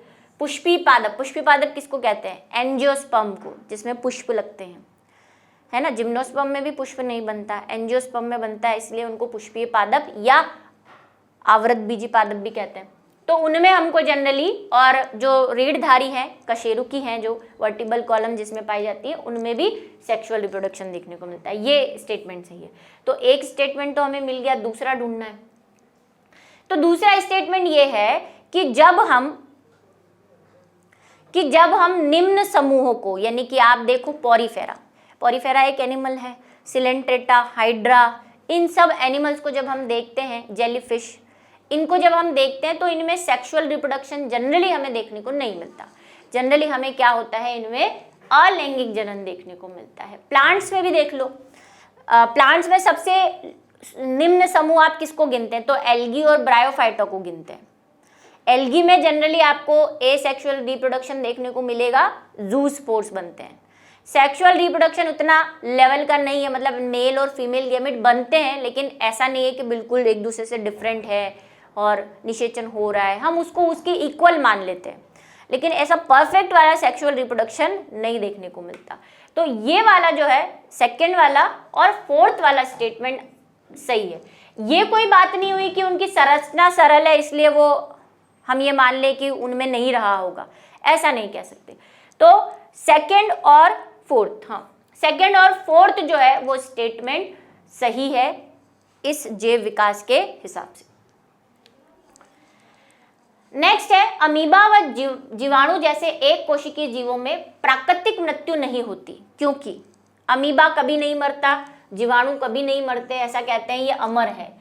स्टार्टिंग में इस चैप्टर में मैंने बताया था कि अमर जीव कौन है, तो अमर जीव एक कोशिकीय जीव है, जीवाणु है, जो कभी नहीं मरते। अब क्यों ऐसा कहा जाता है, क्योंकि अमीबा होता है, अमीबा में ही या तो विखंडन हो जाए या द्विविखंडन हो जाए, तो एक ही अमीबा का जो भी कोशिका द्रव्य था उसी से दो बनते हैं, है ना, मतलब इसी का कुछ भाग इसमें भी है, इसी का कुछ भाग इसमें भी है। बॉडी का कोई ना कोई पार्ट दो अलग हुए हैं तो बॉडी तो वही थी, उसी बॉडी में से वही, जैसे एक चॉकलेट से दो टुकड़े कर दिए आपने, ऐसा ही है, तो चॉकलेट तो है ही अभी भी उसमें, तो उसी का कुछ भाग इनमें रहता है, इसीलिए हम कहते हैं कि ये कभी नहीं मरते। इसकी जो सेल इसमें थी वही सेल्स इसमें भी है, सेल्स नहीं मरी है, अभी भी वही सेल्स हैं, बस वृद्धि कर लेगी। तो क्या स्टेटमेंट है यहाँ पे देख लेते हैं, वह लैंगिक प्रजनन नहीं करते इसलिए अमर है, वह द्विविभाजन द्वारा प्रजनन करते हैं, जनक का शरीर संततियों में विस्तृत हो जाता है या वितरित हो जाता है, ये स्टेटमेंट सही है कि जनक का जो शरीर है वो बट के संतति बना लेता है। तो जो जो संततियां आपके सामने है वो सब इससे ही बनी हुई है, इसी का कुछ कुछ भाग है। जैसे मैं आपको एग्जांपल दूं कि हाइड्रा है, हालांकि हाइड्रा में मुकुलन पाया जाता है, या कोई भी एनिमल है, इसके टुकड़े कर दूं, हर एक टुकड़े से नया जीव बनेगा। तो इस टुकड़े से जो जीव बनेगा उसमें ये वाला भाग तो पुराने का ही था ना, भाग तो वही है। अब आप बोलेंगे हम में भी होता है, लेकिन हम में कोशिका नहीं रहती, हम में से सिर्फ डीएनए जाता है अगली पीढ़ी में, सेल्स नहीं जाती, कोशिका द्रव्य नहीं जाता, सिर्फ डीएनए जाता है अगली पीढ़ी में। तो हम ये नहीं, ऐसा नहीं कि हमारे शरीर में से एक मैंने स्किन का टुकड़ा निकाल के आपको दे दिया और आप उस स्किन से नया जीव उत्पन्न हो गया, तब तो हम भी अमर होते कि हमारी सेल्स अभी भी हैं, जिंदा है, लेकिन ऐसा नहीं हो रहा। हम में तो हम डेड हो जाते हैं तो पूरे नष्ट हो जाते हैं। इनमें पेरेंट से आगे तक सेल्स वही चलती रहती है, बस उसमें बढ़ती रहती है ना। तो ये जो है ये स्टेटमेंट सही है कि जनक का शरीर संततियों में वितरित हो जाता है, दान कर देते हैं, आधा तू ले ले, आधा तू ले ले, आधा तू ले ले, ऐसे। नेक्स्ट बात करते हैं, प्रजनन अनेक प्रकार का होता है। किसी जीवधारी द्वारा अपनाए जाने वाले प्रजनन का प्रकार निर्भर करता है कि किसी भी जीव में किस प्रकार का प्रजनन हमें मिलेगा, ये किस बात का संकेतक है? जीवधारियों के आवास और उसकी आकारिकी का, कि वो किस आवास में रहते हैं, उनका शेप कैसा है, इस पर डिपेंड करता है क्या? मॉर्फोलॉजी कैसी है, कि वो उसमें लैंगिक होगा या अलैंगिक होगा। जीवधारे की आकारिकी पर, सिर्फ मॉर्फोलॉजी पर, दिखने के हिसाब से। जीवधारों की आकारिकी व कारिकी का मतलब देखने में भी और उसके अंदर की जो संरचना है उन पे भी। या तीसरा, जीवधारियों के आवास, आवास का मतलब जैसे स्थान पे वो रहते हैं। कारिकी मतलब वही अंदर में जो भी संरचनाएं हैं, जो भी क्रियाएं चल रही हैं। और आनुवंशिकी बनावट, यानी कि अंदर से वो कैसे हैं, उनका डीएनए कैसा है, जीन्स कैसा है, द्विगुणित है, अगुणित है, इस हिसाब से। तो तीनों चीजें होनी चाहिए, यानी कि जहाँ वो रहते हैं, जैसे वो हैं अंदर से आनुवंशिक रूप से डीएनए है या आरएनए, और जैसे उनकी कारिकी है। कारिकी को क्या कहते हैं? फिजियोलॉजी, अंदर की क्रियाएं जैसी हो रही है। इन तीनों चीजों पर डिपेंड करता है कि उस प्राणी में प्रजनन कैसा होगा, लैंगिक होगा, अलैंगिक होगा या किसी और प्रकार का। ठीक है, चलिए डी वाला जो है आंसर सही है। नेक्स्ट है, मक्का के पौधे के प्ररोह शीर्ष कोशिकाओं में गुणसूत्रों की संख्या 20 है। मक्का है, उसका प्ररोह, प्ररोह मतलब शूट, शूट को आप ऐसे ले सकते हैं, स्टेम समझ लो, है ना, स्टेम। तने में गुणसूत्रों की संख्या 20 है। अब मक्का क्या है? मक्का एंजियोस्पर्म है ना। और मक्के की जो बॉडी होती है वो कैसी होती है? द्विगुणित होती है, डिप्लॉइड होती है। डिप्लॉइड है तो ये तना भी कैसा होगा? डिप्लॉइड होगा, यानी कि 2n होगा और उसमें गुणसूत्रों की संख्या कितनी है? 20 है, ये हमें दे रखी है। इस पौधे की लघु बीजाणु मात्र कोशिका में गुणसूत्रों की संख्या कितनी होगी? आपको पता है परागकण जब बनते हैं, है ना, पोलन ग्रेन, तो उससे पहले स्टेप्स होते हैं, अर्धसूत्री विभाजन, समसूत्री विभाजन, और उसमें एक कोशिका बनती है जिसको हम बोलते हैं MMC, microspore mother cell. Microspore mother cell MMC बोलते हैं। तो ये MMC में गुणसूत्रों की संख्या कितनी है? 20 है, 10 है, 40 है या 15 है? कई बच्चे इसको गलत करने वाले हैं। सही आंसर जो है वो है 20। अब क्यों है वो सुन लो जिनका गलत हुआ है। हमने कहा लघु बीजाणु मात्र कोशिका। लघु बीजाणु मात्र कोशिका कहाँ होती है? जो आपका ये पराग कोश होता है उसके अंदर लघु बीजाणु धानी होती है। लघु बीजाणु धानी के अंदर जो पहली कोशिका बनती है, उसी को, जो अलग दिखने लग जाती है दूसरी कोशिकाओं से, उसी को तो हम MMC बोलते हैं, लघु बीजाणु मात्र कोशिका। इस लघु बीजाणु मात्र कोशिका में मियोसिस होने के बाद लघु बीजाणु बनता है और फिर ये लघु बीजाणु परागकण बनाता है, परागकण, पोलन ग्रेन बनाता है। ठीक है, यहाँ पे कोई अर्धसूत्री विभाजन नहीं हुआ। ये जो कोशिका है ये तो पराग कोश के अंदर ही है। पराग कोश खुद, पराग कोश मतलब कि उसके तने से जो पराग कोश बना है, जो स्त्रीदानी बनी है, स्त्रीदानी, पुंकेसर, ये तो सब द्विगुणित होते हैं, तो ये भी द्विगुणित होगा। इसके बाद इसमें मियोसिस होगा और लघु बीजाणु बोलता है। कई बच्चे क्या सिर्फ ये शब्द देखते हैं, लघु बीजाणु, और लघु बीजाणु है परागकण, मतलब कि अर्धसूत्री विभाजन हुआ होगा और 10 हो गए होंगे इसमें 20 से। तो इसको पूरा पढ़ें और ध्यान दें कि लघु बीजाणु मात्र कोशिका द्विगुणित होती है, उसके बाद उसमें मियोसिस होता है और फिर 4 परागकण बनेंगे। ऐसे ही गुरु बीजाणु मात्र कोशिका भी द्विगुणित होती है, उसके बाद उसमें अर्धसूत्री विभाजन होगा और फिर भ्रूण कोश बनेगा, एम्ब्रियो सेक। ठीक है, तो इसका आंसर हो गया है A। नेक्स्ट बात करते हैं, तोता का सबसे अधिकतम उम्र क्या है, या तोते की, लेकिन तोते नहीं बोलते क्योंकि प्लूरल है। कई बच्चों को ये सवाल जो है लग रहा होगा तोता क्यों लिखा है ना, तोता का क्या होता है भाई? तोता, क्योंकि तोते नहीं बोल सकते, प्लूरल हो जाएगा, इसीलिए। क्वेश्चन ये भी मैंने बिहार बोर्ड से लिया है। बिहार बोर्ड में जनरली अगर हम CBSE RBSE को देखें तो वहाँ पे ये एज से रिलेटेड सवाल नहीं पूछे गए हैं, लेकिन यूपी बिहार के कुछ क्वेश्चन पेपर में ये सवाल देखने को मिले हैं, इसलिए 1-2 मैंने ऐसे ले लिए हैं। कुछ NCERT में जो फोटोज दिए हुए हैं आपको, उनकी उम्र आप याद कर लें, ठीक है, उससे ही रिलेटेड पूछेंगे, सबकी नहीं। अब ऐसे तो आप किस किस की उम्र याद करोगे, है ना।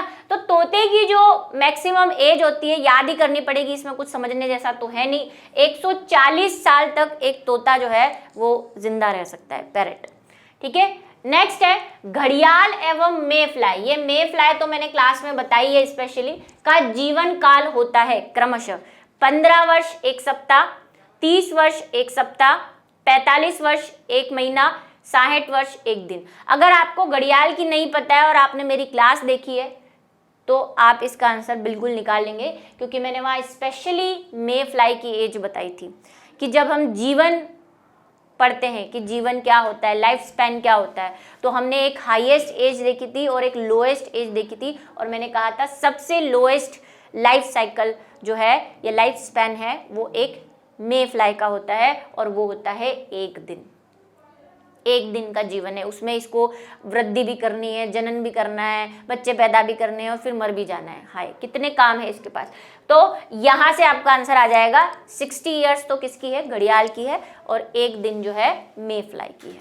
ठीक है, नेक्स्ट है जन्म से लेकर प्राकृतिक मृत्यु के बीच की अवस्था को क्या कहते हैं। सीधी सी डेफिनेशन है, आदमी जो है जन्म लेगा और फिर वृद्धि करेगा और 1 दिन मृत्यु को प्राप्त हो जाएगा, और इस पूरे प्रक्रम को हम क्या कहते हैं, तो इस पूरे प्रक्रम को हम कहते हैं जीवन काल। जीवन चक्र मत बोल देना, जीवन चक्र तो ऐसा होता है कि वृद्धि करा, फिर जनन करा और वापस अपनी जगह पे आ गया। अपनी जगह पे नहीं आता ना, बीच में ही फाइल से लड़ जाती है, कहीं मर जाएगा। ठीक है, एज हो जाएगी, तब जीर्णता आ जाएगी, है ना। तो लाइफ स्पैन है ये, लाइफ स्पैन या स्पान। ठीक है, इसको जीवन चक्र मत बोल देना। जीवन चक्र तो उनका होता है जो फिर से उसी जगह पे आ रहे हैं। जब हम बताते हैं कि प्लांट और एनिमल में जो है कैसे जनन होता है, जैसे बीजाणुद्भिद और जो है युग्मकोद्भिद कैसे एक दूसरे से रिलेट रहते हैं, तब जीवन चक्र बताते हैं, है ना। जो ये प्रक्रिया है उसको जीवन काल कहते हैं। जीवन चक्र तो हम ऐसे बताते हैं कि कैसे एक बटरफ्लाई आई, यही सबसे फेमस आपने देखा होगा, बटरफ्लाई ने अंडे दिए, प्यूपा बना, कैटरपिलर बना, फिर यही कैटरपिलर बड़ी हो गई।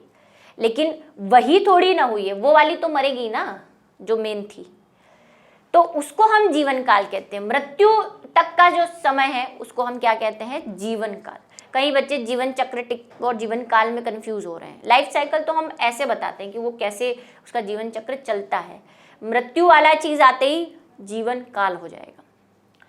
ठीक है, नेक्स्ट है इनमें से किसमें केवल एक बार अपने जीवन काल में पुष्प खिलते हैं। बहुत इंपॉर्टेंट, आप चाहे यूपी बोर्ड ले लो, चाहे बिहार बोर्ड ले लो, चाहे एनसीईआरटी ले लो, जो पढ़ना है पढ़ो, सबके लिए सबसे इंपॉर्टेंट सवाल, आगे वाला भी, इससे आगे वाला भी।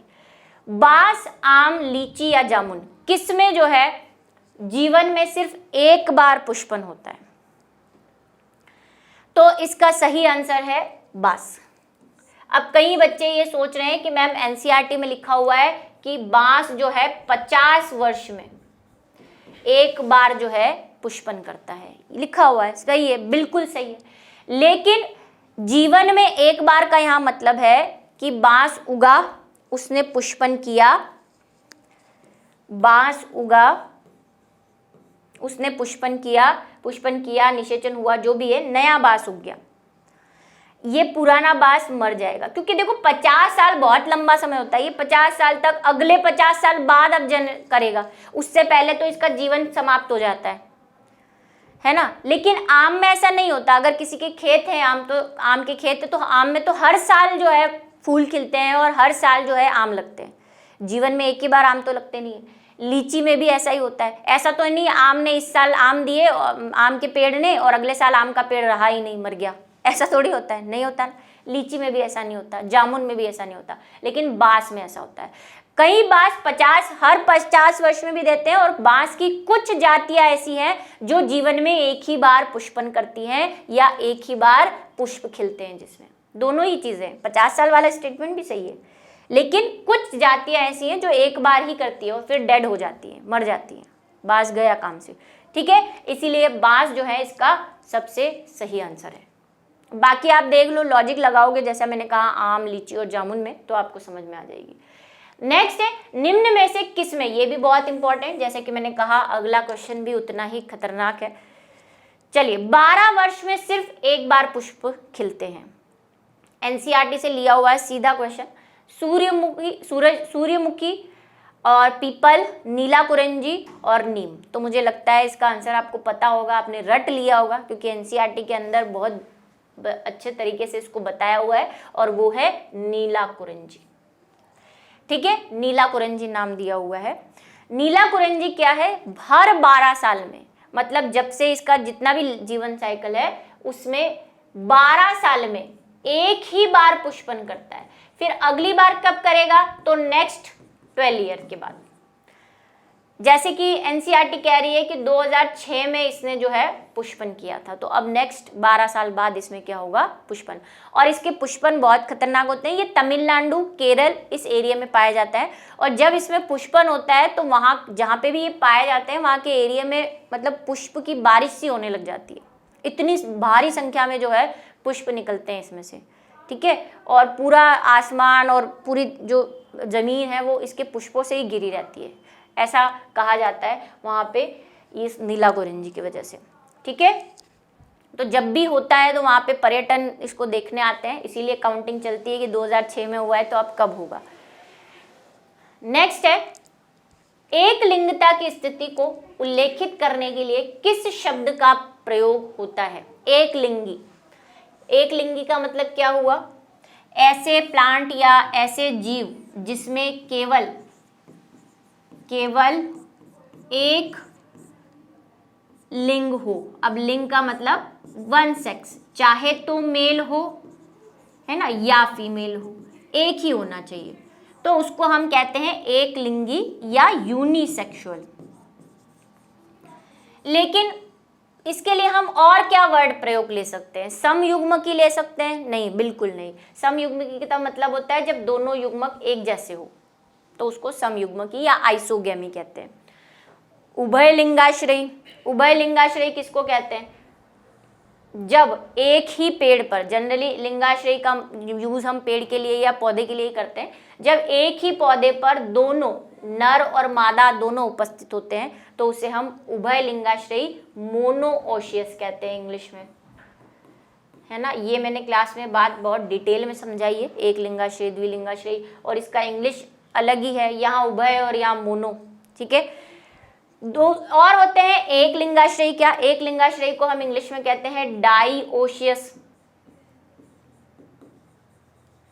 डाइओशियस क्या होते हैं, जब नर अलग पौधे पे और मादा अलग पौधे पे, मेल यानी कि परागकण अलग पौधे पे बने और फीमेल अलग पौधे पर बने। पौधा अलग है, फूल की बात नहीं कर रहे, पौधा अलग है, तो पौधे भी जब अलग अलग होते हैं तो हम उसे कहते हैं एक लिंगाश्रयी। और जब पौधे ही अलग अलग है तो ऑब्वियसली नर अलग है, मादा अलग है, और इसी को हम क्या कहते हैं, यूनिसेक्सुअल।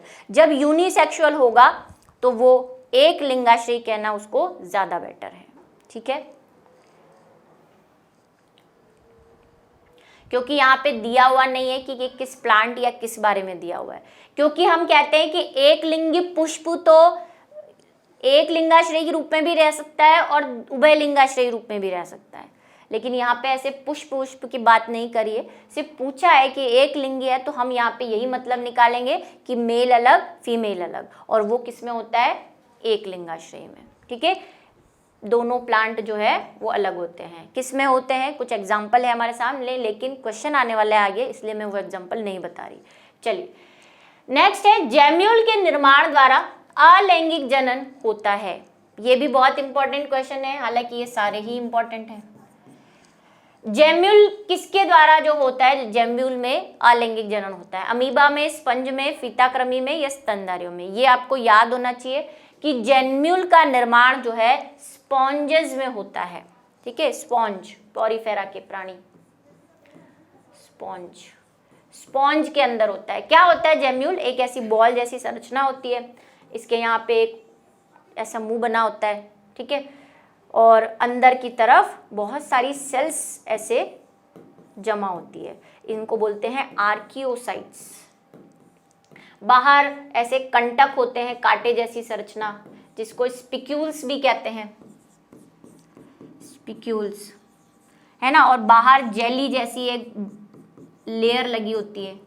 ये विपरीत परिस्थितियों में बनता है। कब बनता है ये भी आपको याद रखना है, विपरीत परिस्थितियों में, जब अनफेवरेबल कंडीशंस होती है। इसको स्पॉन्ज जैसे जिस किसी पानी या नदी या समुद्र के किनारे रह रहा है और वहां पे पानी कम हो गया तो ये जेम्यूल बना के जनन करता है। जेम्यूल ऐसे कैसे पड़ा रहेगा, कितनी गर्मी पड़ रही हो, कितनी सर्दी पड़ रही हो, कितना ही टेम्परेचर हाई हो, ये ऐसे कैसे पड़ा रहेगा।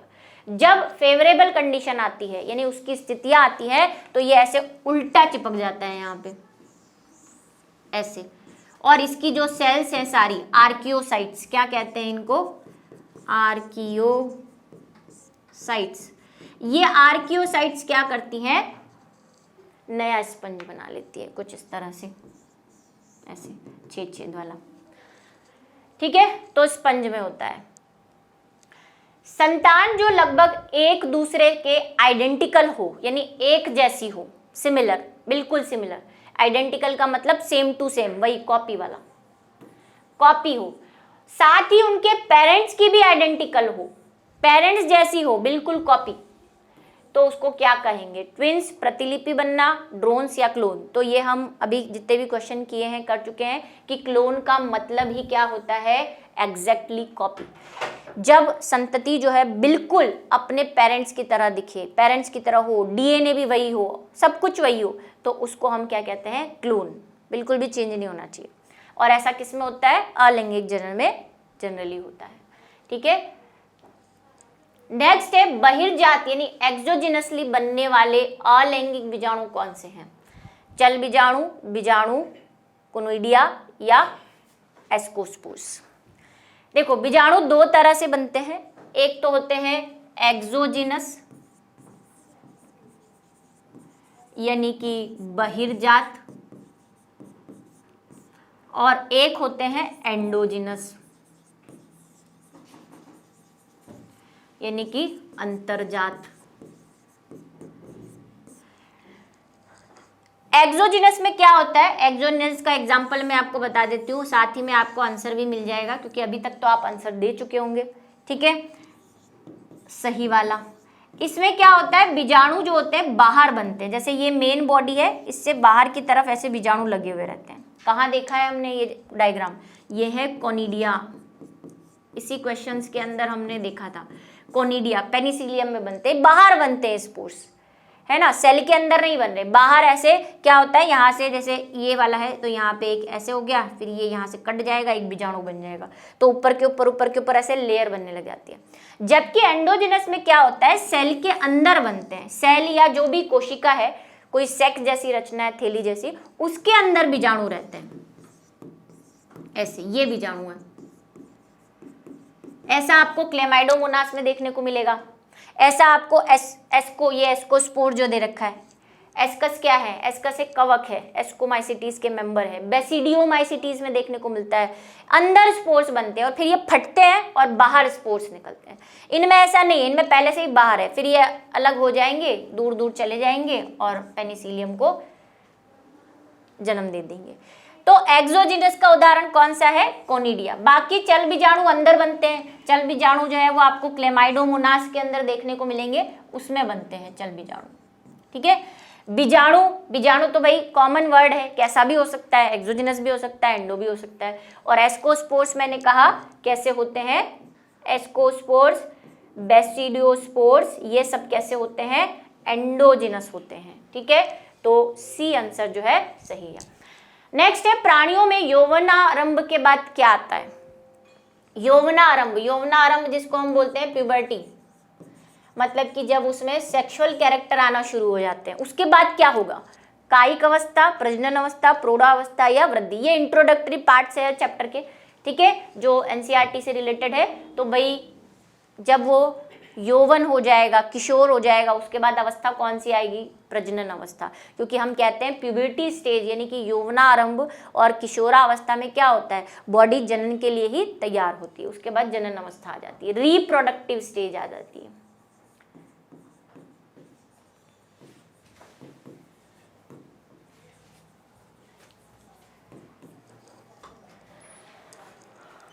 नेक्स्ट है निम्नलिखित में से कौन सा सही क्रम है, युग्मक जनन, संयुग्मन, भ्रूण जनन, युग्मनज। कौन सा सही क्रम है ये बताना है। संयुग्मन, युग्मक जनन पढ़ लो आराम से, आंसर दे दो कौन सा है, सोच लो, सही क्रम बताना है, मतलब किसके बाद क्या होता है ये बताना है। तो दे दिया होगा आपने आंसर, इतना टाइम नहीं लगाया होगा। क्या है भाई सही क्रम कि सबसे पहले क्या बनते हैं, युग्मक बनते हैं। तो युग्मक जनन सबसे पहले होगा, जिसको इंग्लिश में हम बोलते हैं गैमेटोजेनेसिस। ठीक है, गैमेट बनते हैं, गैमेटोजेनेसिस, युग्मक निर्माण। युग्मक निर्माण के बाद युग्मक दोनों मिलते हैं और क्या बनता है, जाइगोट बनता है। और जाइगोट बनने की क्रिया को हम क्या कहते हैं, या तो फर्टिलाइजेशन कहते हैं, और यहाँ पे संयुग्मन दे रखा है, कॉन्जुगेशन कहते हैं जिसको। ठीक है, कॉन्जुगेशन। कॉन्जुगेशन के बाद क्या दे रखा है आपको, कॉन्जुगेशन के बाद जो है वही जाइगोट बन गया, कॉन्जुगेशन होते ही, है ना। कॉन्जुगेशन मिलन हुआ, मिलन के बाद जाइगोट बनेगा, और जाइगोट के बाद जो है वो क्या बनेगा, भ्रूण, यानी कि एम्ब्रियो।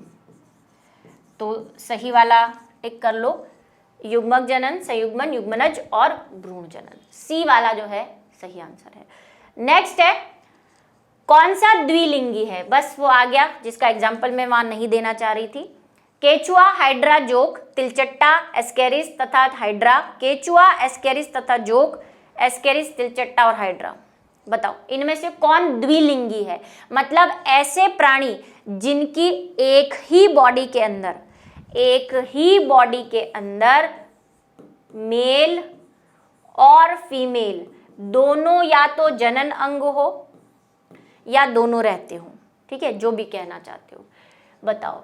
तो अगर आपने थोड़ी सी बायोलॉजी को डीपली कहीं पढ़ा है, और क्लास 11th से रिलेटेड तो है ही है, तिलचट्टा जो होता है वो क्या होता है, बाइसेक्सुअल होता है। मेल कॉकरोच अलग दिखता है, फीमेल अलग दिखता है। मेल में वो एनाल होते हैं, एनाल स्टाइल होते हैं और सिरसाई भी होती है, जबकि फीमेल में सिर्फ सिरसाई होती है ना। मेल अलग दिखता है, मेल छोटा होता है, फीमेल बड़ी होती है।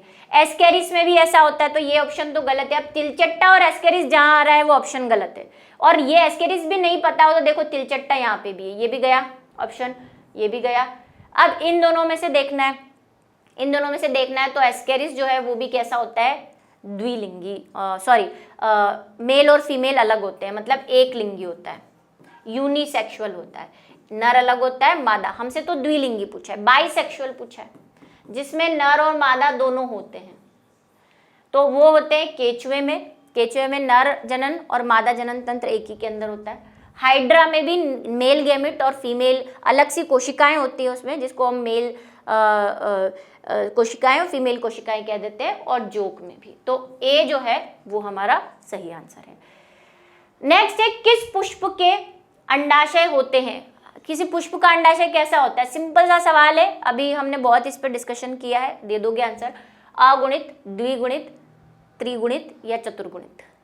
अभी जस्ट हमने वो एक 124 वाला और वो मात्र कोशिका वाला क्वेश्चन सॉल्व किया था, वहां पे दिया था अंडाशय बोला है। अंडाशय कहाँ होता है, वर्तिकाग्र के यहाँ पे अंदर, है ना। अंडाशय के अंदर एग बनता है, अंड बनता है, और ये अंड जो है वो एन होता है। लेकिन बाहर वाला अंडाशय तो क्या होता है, द्विगुणित होता है। अंडाशय यानी कि ये जो ओवरी है वो क्या होगी, 2n होती है, द्विगुणित होती है। ठीक है, सिंपल सा था। नेक्स्ट है, निम्न में से किसमें बिना निषेचन द्वारा प्रजनन की क्षमता होती है। बिना निषेचन, ये भी दे दोगे, जिसको हम क्या कह रहे हैं भाई, सवाल को थोड़ा सा चेंज कर दिया, अनिषेक जनन कह रहे हैं जिसको। पार्थेनोजेनेसिस किसमें होता है, देखा है हमने, मकड़ा, गाय, मधुमक्खी या केचुआ। तो किसमें होता है अनिषेक जनन, मधुमक्खी में। मधुमक्खी में कुछ अंडे बिना निषेचन के, क्योंकि स्पर्म खत्म हो जाते हैं तो अंडे सोचते हैं अब हम क्या करेंगे, हम मरेंगे थोड़ी ना, हम नए ड्रोन को है, नर को है, वो जन्म दे देंगे। तो बिना निषेचन के ही उसमें क्या बन जाते हैं, ड्रोन बन जाते हैं, नर बन जाते हैं। अगुणित ड्रोन, वो अगुणित होते हैं, ठीक है, हैप्लॉइड होते हैं। तो मधुमक्खी में जो है, और कुछ चींटियों में भी पाई जाती है, चींटी में भी होती है कहीं। ठीक है, चलिए नेक्स्ट पे चलते हैं। धान के पौधों के नर युग्मक के केंद्रक में 12 गुणसूत्र है, और इस पौधे के मादा युग्मक युग्मनज में पौध की कोशिकाओं में गुणसूत्र की संख्या होगी क्रमशः? आपको बताना है इसमें कि क्या है ये, कितनी गुणसूत्रों की संख्या होगी। तो थोड़ा सा मैथमेटिकल है ये क्वेश्चन, लेकिन कर लेंगे हम, इजी है, ज्यादा कोई इसमें आपको जो है ज्यादा मैथमेटिकल चीजें नहीं करनी पड़ेगी। देखो सिंपल सी बात है, आपको कहा है धान, धान मतलब क्या होता है ये तो पता ही होगा भाई, चावल, ठीक है, धान की खेती। चावल के नॉर्मल जो है वो गुणसूत्रों की संख्या, युग्मक, भाई नर युग्मक बोला है। अब एक बात आपको रटी होनी चाहिए कि युग्मक वर्ड आते हैं आपके दिमाग में ये बात आ जानी चाहिए कि युग्मक का मतलब वो अगुणित होगा,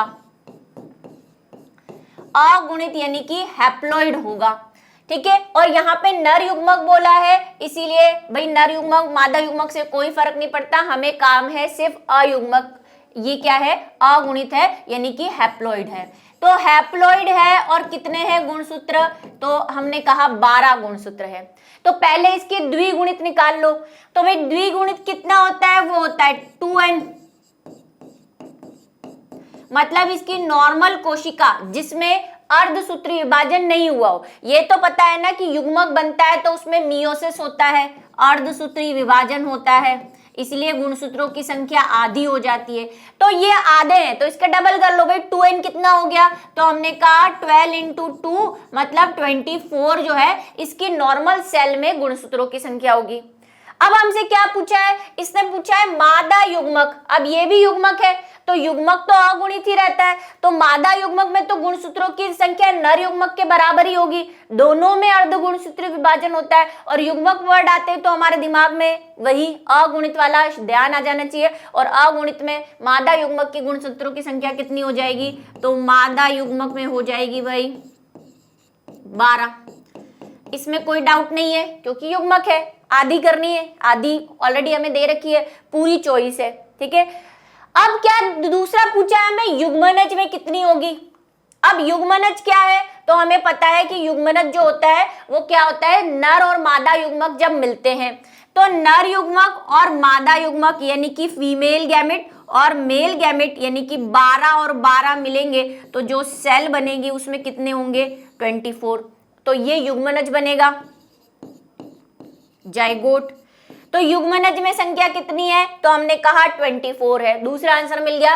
तीसरा है पौधे की सीडलिंग की कोशिकाओं में, भाई सीडलिंग यानी कि पौध, जो नॉर्मल पौधा उगेगा, कहां से भी उगेगा भाई, जहां बीज होगा बीज से ही पौधा उगेगा।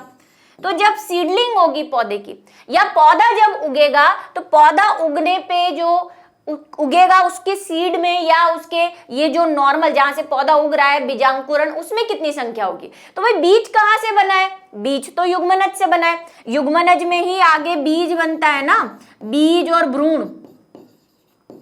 तो भाई जो युग्मनज से बीज और भ्रूण बनता है उसमें समसूत्री विभाजन होते हैं, सारे विभाजन कैसे होते हैं, समसूत्री होते हैं, तो इसमें समसूत्री विभाजन होता है और समसूत्री विभाजन में तो गुणसूत्रों की संख्या सेम होती है, तो यहाँ पे भी गुणसूत्रों की संख्या कितनी होगी, 24। तो हमें हमारा आंसर मिल गया, मादा युग्मक में 12 है, युग्मनज में 24 है और पौधे के सीडलिंग में भी 24 है। तो क्या आंसर हो जाएगा हमारा 12, 24, 24, ये आपका क्या हो जाएगा, बिल्कुल एग्जैक्ट आंसर हो जाएगा।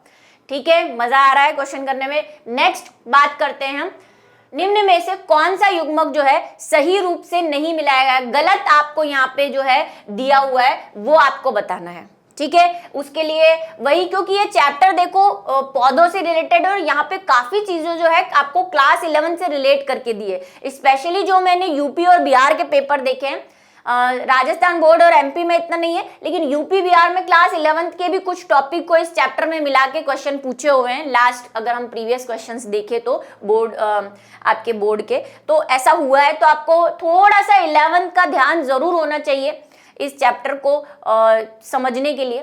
अब यहाँ पे देखो क्या दे रखा है, द्विविखंडन सार्गेसम, कोनिडिया, पेनिसिलियम, भूस्तारिका, वाटर हायंथस और राइजोम केला। नहीं, आपको गलत कथन बताना है, कौन सी चीज गलत मिलाई हुई है। तो हमें ये पता है भाई जन्म जन्मांतर से हमें ये बात सिखाई गई है कि पेनिसिलियम, और आपने क्लास 11th में भी पढ़ा होगा और 12th में भी ये आई है चीज। आपको ये फोटोग्राफ दे रखा है वहां पे, खतरनाक वाला है ना, 5 उंगलियों वाला, ऐसा याद आ रहा है कुछ, हाथ जैसा ऐसा, कि पेनिसिलियम में भाई कोनिडिया बनते हैं। तो ये बात तो बिल्कुल सही है, बी वाला। बूस तारिका जी को ऑफसेट कहते हैं, उसका भी एक एग्जांपल हमें याद है कि वो वाटर हायंथिस है, यानी कि जलकुंभी है।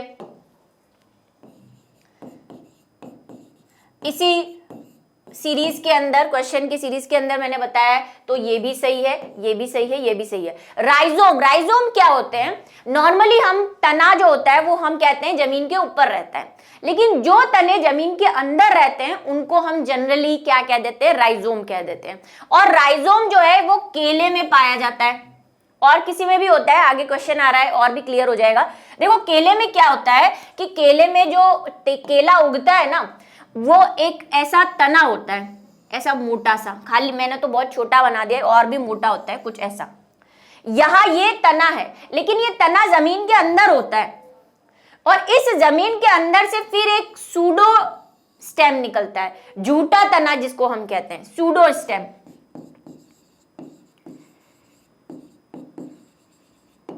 कूट तना भी कहते हैं या कूट स्तंभ भी कहते हैं। उस पे आपकी पत्तियां और ये लगती है। उस पूरे तने को हम जो केले का तना समझते हैं, एक्चुअली में तना नहीं होता, वो तने से निकली हुई कोई चीज होती है जिसको सूडो स्टेम भी कहते हैं, और तना तो यहां होता है। अब ऐसे तने जो जमीन के अंदर रहते हैं, जनरली उसको एक टर्म दिया हुआ है राइजोम। तो इनमें राइजोम पाए जाते हैं, और यहीं से जड़ें निकलेंगी नीचे की ओर, और ऊपर से ये सूडो वाला जो है स्टेम निकलेगा और पत्तियां निकलेगी। तो ये बात भी सही है, ठीक है। और भी किसी में पाया जाता है ये राइजोम, शायद आपको याद आ रहा हो, अभी एक क्वेश्चन भी आएगा।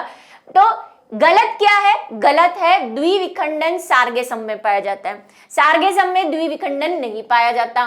सार्गेसम में सेक्सुअली रिप्रोडक्शन पाया जाता है, ठीक है, द्विविखंडन वाली विधि नहीं पाई जाती, या फिर आपको फ्रेगमेंटेशन होता है, जहां फ्रेगमेंटेशन और सेक्सुअल रिप्रोडक्शन यानी लैंगिक जनन होता है, द्विविखंडन नहीं होता। तो गलत हमें मिलाना था, जो युग्म सही नहीं मिला हुआ है, तो ए वाला सही नहीं मिला हुआ है, ठीक है। नेक्स्ट की बात करते हैं, निम्नलिखित में से किस एक को सही मिलाया गया है? अब सही वाली जानकारी दे दो।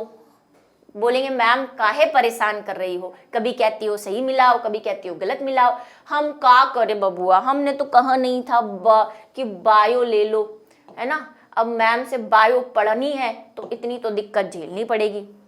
चलिए, बल्ब प्याज में पाया जाता है क्या? अब लाइट वाला बल्ब नहीं है बेटा, उसको ना समझना। अदरक अंतःभूस्तारी होता है, एक तो ये हिंदी खतरनाक वाली। क्लेमाइडोमोनास कोनिडिया, और ईस्ट जो है वो चल बीजाणु में। कहां, कैसे, कब, बताओ जल्दी से, कौन सा सही मिला हुआ है? तो थोड़ा सा हम इसको डिस्कस कर लेते हैं। देखो, वही क्लास 11 से कनेक्ट कर दिया है इस चैप्टर को। आपके बिहार, स्पेशली ये बिहार वाले से मैंने लिए हैं क्वेश्चन, उनमें तो ये चीज मैंने देखी है। आरबीएससी वगैरह में भी कई में कुछ किया हुआ है। एक्चुअली हर बोर्ड के पेपर को आजकल क्या है, हम कंपटीशन से जोड़ने लग गए हैं। उस चक्कर में काफी लेवल जो है ऑब्जेक्टिव का बढ़ता जा रहा है ना, हाई होता जा रहा है।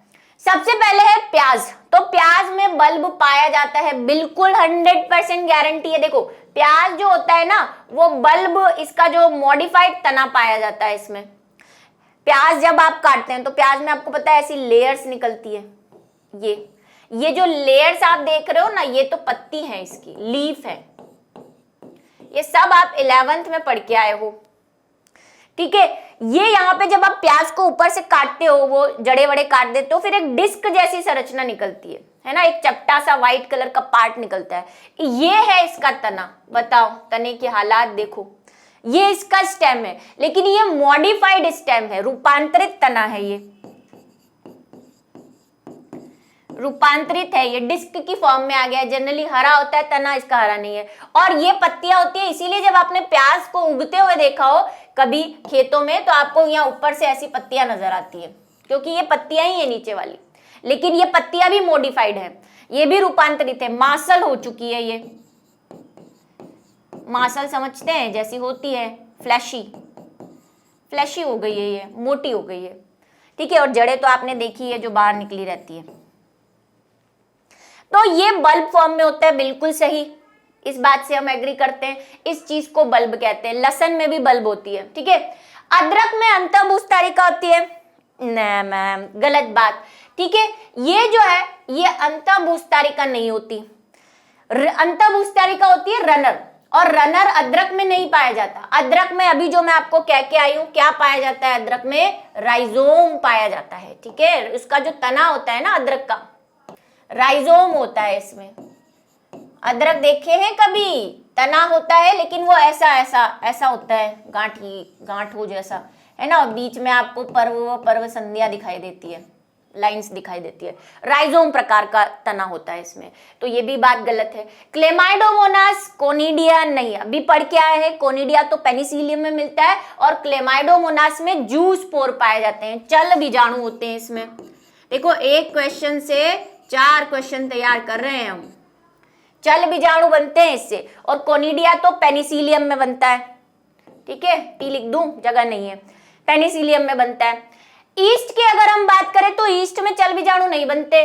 ईस्ट में तो क्या होता है, मुकुलन होता है, मुकुलन, बडिंग होती है, बडिंग होती है इसमें। तो भाई तीनों ऑप्शन गलत है, सिर्फ एक ऑप्शन सही है। हमें सही करने को कहा था तो हम कहेंगे कि मैडम जी प्याज को टिक कर दो, लॉक कर दो इसको, और ये बिल्कुल सही जवाब है। आगे आ जाओ। अभी आगे बात करते हैं हम, जीर्णता का लक्षण क्या है। भाई जीर्णता जिसको हम कहते हैं एजिंग, बुढ़ापा, जिसके लिए मैंने कहा था कि फिर जब आपका बुढ़ापा आता है तो आप नई नई क्रीम खोजते हो, है ना। बीबी की क्रीम लगाओ, और ओले, है ना, बीच में बड़ा सा निकला था, रिंकल्स भगाओ। और जैसा कि मैंने आपको कहा है, मैं भी 100-200 सालों से वही क्रीम यूज कर रही हूँ, इसीलिए आपको लगता नहीं होगा कि मैं 100-200 साल की हूँ, है ना। तो बच्चे बोलेंगे मैम आप भूत ही हो। हाँ तो भूत ही हूँ, मैं आ जाती हूँ रोज आपको डराने के लिए यहाँ पे बायो की कहानियां लेकर, ठीक है। चलिए तो यहाँ पे बताओ एजिंग में या जीर्णता में क्या होता है या क्या नहीं होता है, देखेंगे ऑप्शंस के हिसाब से बात करते हैं। जनन प्रक्रिया की शुरुआत, उपापचय क्रियाओं का मंद होना, कोशिकाओं का पुनर्निर्माण, या उपयुक्त सभी। ये वाले ऑप्शन बड़े खतरनाक होते हैं, इनसे डरा करो थोड़ा। एक तो उपयुक्त सभी और इनमें से कोई नहीं, ये पलट देते हैं, कभी भी पलट ही मार लेते हैं ये, ठीक है। अब देखो जीर्णता क्या होती है, यानी एजिंग। एजिंग में क्या होता है हमारे साथ, हमारी सेल्स जो है वो धीरे धीरे बूढ़ी होने लग जाती है। बुढ़े लोगों को आपने देखा होगा, आपके घर में दादा दादी होंगे, एजेड जो पीपल होते हैं, उनका खाने पीने का क्वांटिटी कम हो जाती है, बहुत कम खाते हैं, एक्टिविटी ज़्यादा नहीं होती है ना। सेल्स जो हैं वो ऐसे रिंकल्स पड़ जाते हैं, फैट लूज हो जाता है बॉडी का। तो ये सब एजिंग के लक्षण हैं। और एजिंग में क्या हो रहा है, मैंने कहा सेल्स बूढ़ी हो जाती है। जब सेल्स बूढ़ी हो जाएगी तो सेल्स से रिलेटेड चीज़ें भी कम हो जाएंगी, जैसे डाइजेशन प्रॉपरली नहीं हो रहा, खाना कम हो जाएगा उनका।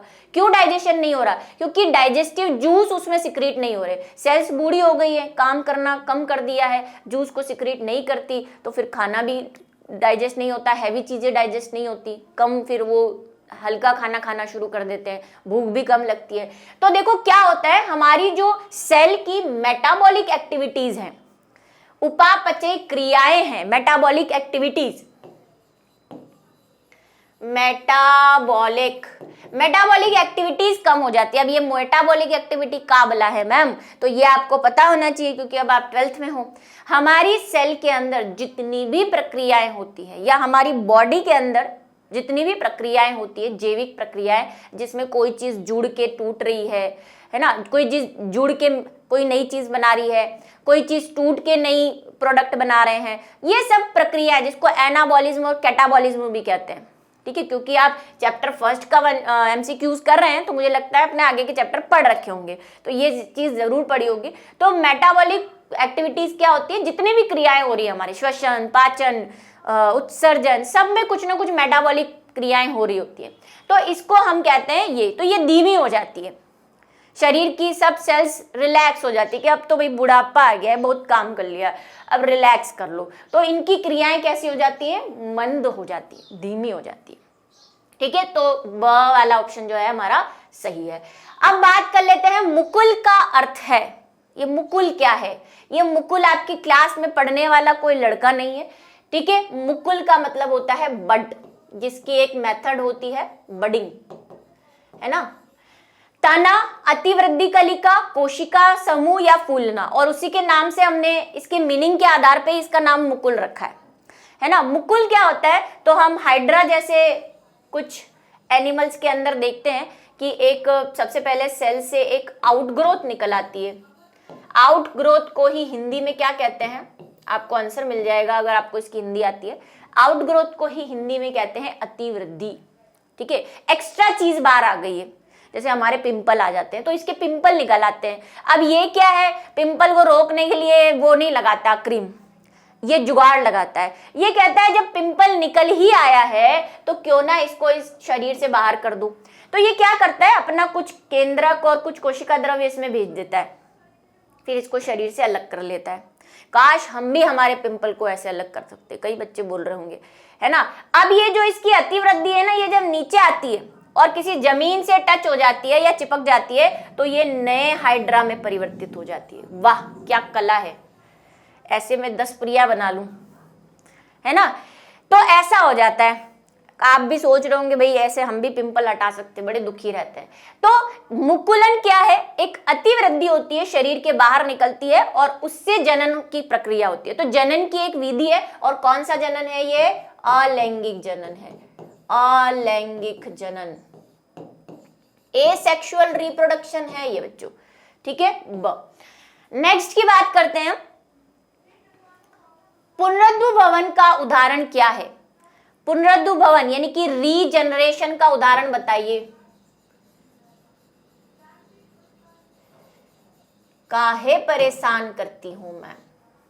ठीक है, पुनरुद्भव भवन किस में होता है, पुनरुद्भव भवन है क्या, पहले ये समझ लो। उदाहरण देख ही रहे हो आप, जल्दी से आंसर दे दोगे। चिपकली, प्लिनेरिया, भ्रूण और देखो पुनरुद्भव भवन क्या होता है कि अगर आपकी बॉडी का, या ये जनरली आपको लोअर कैटेगरी के एनिमल्स में मिलेगा, तुच्छ प्राणियों में मिलता है, हमारे जैसे हायर कैटेगरी के एनिमल इस कला से अभी अनजान है। हालांकि हम में भी होती है। आपकी सेल्स जो हैं वो स्किन की सेल्स देखो कभी सर्दियों में हटने लग जाती है, फिर नई सेल्स आ जाती है। हटती तो रोज है लेकिन सर्दियों में हमें ज्यादा दिखती है। तो डेड सेल्स चली जाती है, उसकी जगह नई सेल्स आ जाती है। ये भी एक पुनरुद्भव भवन ही है, रीजनरेशन, फिर से बनना। लेकिन हम इतने भगवान ने हमें ये बोला कि बहुत ज्यादा सुपर पावर्स दे दिए तुम्हें, तो ये सुपर पावर से हम अभी जो है मिली नहीं है, हमें इतनी हाई पावर नहीं मिली है। इनमें क्या होता है, जो छोटे एनिमल्स होते हैं, जैसे कि एग्जाम्पल में आंसर भी बता ही देती हूँ, प्लेनेरिया। ठीक है, प्लेनेरिया में क्या होता है कि प्लेनेरिया के बाद एक सुपर पावर होती है। ये सुपर पावर ऐसी है इसीलिए ये बड़ा खुश भी रहता है ना। इसकी 2 आंखें बना लेते हैं। ये क्या होता है कि अगर इसका बॉडी का कोई भी पार्ट यहां से अलग हो जाए, 3 या 4 टुकड़ों में बढ़ जाए, तो ये चमत्कारिक ढंग से हर पार्ट से नया प्लेनेरिया बना लेता है। मान लो इसका ये हेड पार्ट है तो हेड के नीचे वाला पार्ट अपने आप बन जाएगा, बीच वाला है तो बीच के ऊपर और नीचे अपने आप बन जाएंगे। तो इस तरह से इसमें क्या होता है, रीजनरेशन पाया जाता है। हम में भी रीजनरेशन है। कई बच्चों का सवाल है, मैंने कहा वो स्किन बस इतनी लेवल पे, ऐसा नहीं है मेरा हाथ कट जाएगा तो वापस आ जाएगा, ऐसा वाला रीजनरेशन हम में अभी नहीं है। लेकिन आपका घाव भरता है, चोट लग जाती है, तो ये क्या है, रीजनरेशन ही है। और दूसरी हमारी करामाती चिपकली। चिपकली में अगर आपने कभी देखा हो, जैसे चिपकली को पट्ट करते हैं तो वो सबसे पहले अपनी पूंछ बाहर निकाल लेती है ना। वो उसको ये नहीं पता है कि हम उससे ज्यादा बड़े वाले दिमाग वाले, उसको लगता है कि मैं पूंछ बाहर निकाल दूंगी और ऐसे पूंछ हिलेगी तो जो मेरा परभक्षी है, जो मुझे खाने वाला है, वो ये समझेगा कि ये चिपकली है और मैं बच के निकल जाऊंगी। लेकिन उसे नहीं पता ना कि उसके सामने बड़ा वाला आदमी जो है वो खड़ा है, उसको पता है कि पूंछ क्या है और चिपकली क्या है, वो तुच्छ प्राणी नहीं है। तो देखो वो चिपकली क्या करती है, जब अपनी पूंछ निकाल देती है, ये कटी हुई पूंछ है ना, पूंछ निकाल दी उसने बाहर। अब क्या होता है, इस पूंछ के बाहर वाला जो एरिया है उसमें रीजनरेशन पाया जाता है। उसमें क्या होती है, सेल्स होती है स्पेशल टाइप की, इनमें स्पेशल टाइप की सेल्स होती है, इसी वजह से रीजनरेशन होता है। देखो ये सेल्स जो है ना, ये धीरे धीरे धीरे धीरे विभाजित होती है, समसूत्री विभाजन करके, और धीरे धीरे धीरे धीरे नई पूंछ बना लेती है। कभी किसी ने देखी हो, मैंने तो देखी है पूंछ बनते हुए, मतलब एक साथ ऐसे नहीं बनती, टाइम लगता है, लेकिन वही हमारे घर में थी तो मैंने देखी थी, एक दिन इतनी, फिर थोड़ी बढ़ती है, फिर थोड़ी बढ़ती है, ऐसे घाव सा बन जाता है पहले तो उसके यहाँ पे, है ना। तो ये दोनों में, यानी कि प्लेनेरिया और आपका जो छिपकली है, दोनों में रीजनरेशन की पावर होती है। तो द जो है वो हमारा एग्जैक्ट आंसर है। ठीक है, चलिए नेक्स्ट की बात करते हैं। इस जीव में चल बीजाणु अलैंगिक जनन की जनन इकाई है। चल बीजाणु किसकी अलैंगिक जनन होता है, मतलब इनडायरेक्ट वे में ये घुमा के ये पूछना चाह रहा है आपको गोल गोल कि अलैंगिक जनन की में चल बीजाणु किस में बनते हैं। चल बीजाणु को क्या कहते हैं, जूस्पोर, ठीक है, क्योंकि ये चलते हैं, इनमें फ्लैजिला है। इसको देख के शायद आपको याद आ जाए, क्लेमाइडोमोनास, स्पाइरोगायरा, राइजोपस या ईस्ट। दे दो जवाब जल्दी से। देखो एक एक करके चले हम, अब तक तो जवाब मिल जाना चाहिए भाई, रिवीजन हो गया होगा, चैप्टर फर्स्ट ही तो कर रहे हैं, सबसे पहले तो इसी का रिवीजन किया होगा। देखो ईस्ट में तो अभी हमने बात की कि ईस्ट में तो मुकुलन होता है। अब ऐसा जरूरी नहीं है मेरे प्यारे बच्चों कि अगर किसी में कोई एक विधि होती है तो वही विधि उसमें होती है। कई ऐसे एनिमल्स भी है जिसमें एक से ज्यादा विधियां भी होती है, जैसे अमीबा में द्विविखंडन भी होता है, विखंडन भी होता है, ठीक है। हाइड्रा में भी पुनरुद्भवन भी होता है और रीजनरेशन भी होता है और मुकुलन भी होता है। लेकिन ईस्ट में चल बीजाणु नहीं बनते, इसमें मुकुलन होता है, यानी कि बडिंग होती है। राइजोपस की अगर हम बात करें तो राइजोपस में स्पोर्स बनते हैं, और वो स्पोर्स जो हैं वो एक स्पोरेंजियम होता है, थोड़ा सा पढ़ा हो आपने राइजोपस क्लास 11th में, स्पोरेंजियम के अंदर बनते हैं, लेकिन वो चल नहीं होते, चलते नहीं है बेचारे। और यहाँ पे स्पेशली ये पूछा है अलैंगिक जनन, ये स्पोर जो है ये लैंगिक जनन में बनते हैं इसके अंदर, इसलिए ये बोलोगे आप कि भाई मैम यही तो पूछा है स्पोर्स, वो जू स्पोर्स पूछा है, और पहली बात ये लैंगिक जनन में बनते हैं, हमसे अलैंगिक जनन में किस में बनते हैं ये पूछा है। राइजोपस क्या है मेरे प्यारे बच्चों, राइजोपस है, आपने पढ़ा होगा इसको कवक के अंदर, म्यूकरोराइजोपस। स्पाइरोगायरा बहुत मस्त प्राणी है, ये कुछ ऐसा होता है थ्रेड जैसा, और जब भी इसके टुकड़े हो जाते हैं तो हर टुकड़ा नया स्पाइरोगायरा बना लेता है, तो इसमें खंडन होता है, बहुखंडन जिसको हम कहते हैं, इसमें फ्रेगमेंटेशन होता है, ठीक है। तो ये तीन तो कट गए लिस्ट से, बचा कौन है, क्लेमाइडोमोनास। और वैसे भी आपको ध्यान होना चाहिए क्योंकि एनसीईआरटी में आपके 12th में भी दे रखा है, आप 11 चाहे याद हो ना न हो, पेनिसिलियम और क्लेमाइडोमोनास का एग्जाम्पल आपको दिया है कि क्लेमाइडोमोनास चल बीजाणु बनाते हैं जबकि पेनिसिलियम कोनिडिया बनाते हैं, तो वैसे भी आपको पता होना चाहिए। ए वाला जो है इसका एग्जैक्ट आंसर है। चलिए ये भी अच्छा क्वेश्चन है। प्रकंद, जो कि मैंने अभी डिस्कस भी किया है, राइजोम की बात की थी हमने अदरक और केले में, तो उसका उदाहरण क्या है, मिल गया होगा आपको, इजी सा आंसर है, अरबी, अदरक, प्याज, आलू। तो आंसर तो आपको मिल गया है, मैंने बोल भी दिया और इससे पहले मैंने बता भी दिया कि अदरक में राइजोम होता है, लेकिन तना जो है इसका जमीन में के अंदर रहता है। लेकिन बाकी सब में क्या है, वही 1 से 4 करने हैं ना हमें, तो सुनो कहानी, सुनो कहानी। देखो इसमें क्या होता है, धनकंद होता है। देखो हिंदी तो अपने को ज्यादा आती नहीं है, इसमें कॉर्न होता है, कॉम, ठीक है, इसको कॉम कहते हैं। अरबी देखिए सबने, कोलकेशिया, भाई ऐसी ऐसी ब्राउन सी होती है और ऐसे ऐसे ऐसे इसमें बाल लगे होते हैं, ऐसे ऐसे ऐसे। अरबी खाई हो तो कभी, अरबी के पत्ते भी होते हैं जिसका वो क्या बनता है, पात्रा बनता है, गुजराती डिश बनती है, वो हरे कलर के पत्ते, बड़ा मस्त, मैं बनाती हूँ अपने घर में, अरबी उगाती हूँ क्योंकि यहाँ मिलता नहीं है ना वो पत्ता अधिकतर, मैं घर में अरबी इसीलिए उगाती हूँ ताकि मैं पात्रा बना सकूं, ठीक है। चलिए अदरक में तो राइजोम बता ही दिया, प्रकंद होता है, राइजोम को ही हिंदी में प्रकंद कहते हैं भाई। प्याज में बल्ब होता है, देखो पुराने क्वेश्चन भी अगर आपने देखे हैं ना इसी के, तो भी आपको आंसर मिल जाता है। आलू में क्या होता है, आलू में तो वो ट्यूबर होती है, ट्यूबर जिसको हम कहते हैं कंद, है ना, आलू की आंखें निकलती है ना, आंखें आ जाती है उसको, तो फिर वो उगने लग जाता है। तो बाकियों में भी पता चल गया, तो 4 ऑप्शन से हमारे 4 क्वेश्चन तैयार हो गए। नेक्स्ट बात करते हैं पुदीना, ये भी बड़ा खतरनाक है। पुदीने में कायिक प्रवर्धन किससे होता है, वेजिटेटिव प्रोपोगेशन, ठीक है, वेजिटेटिव प्रोपोगेशन किससे होता है, वेजिटेटिव प्रोपोगेशन, बताओ। 4 ऑप्शन आ गए, मैं इतना धीरे धीरे इसलिए लिख रही हूँ ताकि आपको आंसर टाइप करने का टाइम मिल जाए, ऐसे तो अब ऐसे ही टाइप करना है। अंतःभूस्तारी, ऊपरी भूस्तारी, भूस्तारी और प्रकंद क्या होता है पुदीने में, ये क्लास 11 से जुड़ा हुआ है। देखो अंतःभूस्तारी किसको कहते हैं? अंतःभूस्तारी हम कहते हैं शक्कर को, उपभूस्तारी हम कहते हैं रनर को। ये सब मैंने जो बैच के बच्चे जुड़े हुए हैं उनको प्रैक्टिस क्वेश्चंस में ये सारी चीजें समझाई है, क्योंकि ये 11th की है, वो भूल गए होंगे। इसको कहते हैं ऑफसेट, और ये तो आपको पता ही है राइजोम। अब एक एक को समझ लो। शक्कर में क्या होता है? शक्कर्स जो होते हैं वो क्या होते हैं, यहाँ पे मान लो ये स्टेम है ना, ये मॉडिफाइड स्टेम्स होते हैं सारे जितने भी हैं। इनमें क्या होता है, जमीन से जो तना है वो ऐसे ऐसे जाता है और जहां जमीन से टच हो जाता है वहां पे नया पौधा निकाल लेता है। फिर ऐसे जाता है जमीन के अंदर अंदर अंदर, फिर जहां से नया पौधा आता है वहां से ऐसे निकाल लेता है ना। ये होते हैं सक्कर्स। रनर्स सुन लो, ये रनर्स, ये सक्कर्स। रनर्स में क्या होता है, मैंने आपको ट्रिक बताई थी।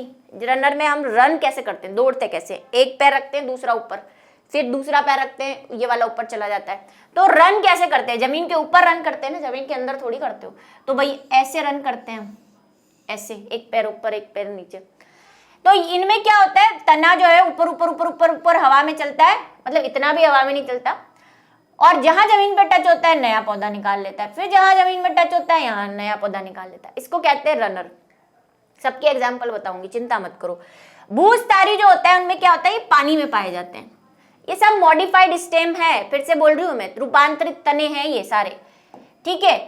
इसमें क्या होता है, जैसे तना है, तने में आपको पता है सब में, इसमें भी है भाई, पर्व संध्या सब होती है। जहां पर्व संधि होती है वहीं से जड़ें निकलती है ना, ये पर्व संध्या होती है, वहीं से जड़ें और तना निकलेगा। तो इसमें भी पर्व संध्या है, मैं थोड़ा मोटा बना रही हूँ। इसमें क्या होता है, यहाँ पे पौधा है, कौन सा है उसकी बात अभी करूंगी मैं, एग्जाम्पल दूंगी। तो ये हर पर्व संधि पे नया पौधा बना लेता है। ये तना इसकी ये पर्व है, ये बीच वाला पर्व होता है, और वो जो गठान होती है वो पर्व संधि होती है। यहाँ पे ये नया पौधा बना लिया, फिर थोड़ा सा आगे गया, फिर नया पौधा बना लिया। तो ये बहुत खतरनाक जीव है। इसी क्वेश्चन की सीरीज में मैंने इसके बारे में बताया, ये जलकुंभी है और ये बहुत खतरनाक होती है, इसलिए इसको बंगाल का आतंक भी कहते हैं। इसी में हमने एक क्वेश्चन किया है। ये ऑफसेट है। राइजोम अदरक का बताया भाई, ऐसी ऐसी अजीब से शेप की है ना अदरक होती है, और उसमें पर्व संध्या होती है। ये जो निशान है ये पर्व संध्या, और बीच वाला है वो पर्व है, इंटर और इंटरनोड, ठीक है। इन दोनों के एग्जाम्पल से आपको आंसर मिलेगा। सक्कर्स का एग्जाम्पल है पुदीना, मिंट, ठीक है। मिंट ऐसे ग्रो करता है, कभी गमले में देखना आप। क्लास 11th वालों को तो मैंने प्रैक्टिकल करके बताया था। देखो ये घास भी दिखाई थी उनको, और पुदीना भी दिखाया था, और ऑफसेट भी दिखाया था, ठीक है, जब उनके ये चैप्टर आया था। इनमें क्या होता है, इसका उदाहरण है आपका दूब घास। जो घास होती है ना आपके गार्डन में लगी हुई हो, उसको देखना कभी, वो ऊपर ऊपर होती है, जहां जमीन पे टच होती है वहां से नई घास निकल आती है। ऐसे इसलिए जब आप उंगलियां डालोगे तो जाले निकलेंगे, है ना। तो ये इसका पुदीना जो उदाहरण है वो किसका है, शक्कर का है। चलिए, तो मजा आया कि नहीं आया आपको, है ना। बहुत मजा आया, चैप्टर रिवाइज हो गया, साथ में कुछ और स्पेशल चीजें रिवाइज हो गई जो शायद आपको लग रहा हो कहाँ से आ गई है। कभी आ जाए तो आप घबराए नहीं। तो इसी के साथ आज का हमारा जो MCQs चैप्टर फर्स्ट है वो खत्म होते हैं। आई होप आपको इससे काफ़ी मदद मिली हो, और आपके कितने क्वेश्चन सही हुए ये मुझे कमेंट सेक्शन में लिखकर ज़रूर बताएं, ताकि मैं देख सकूं कि मेरे बच्चे पढ़ रहे हैं, मेरा नाम रोशन कर रहे हैं या नहीं कर रहे हैं।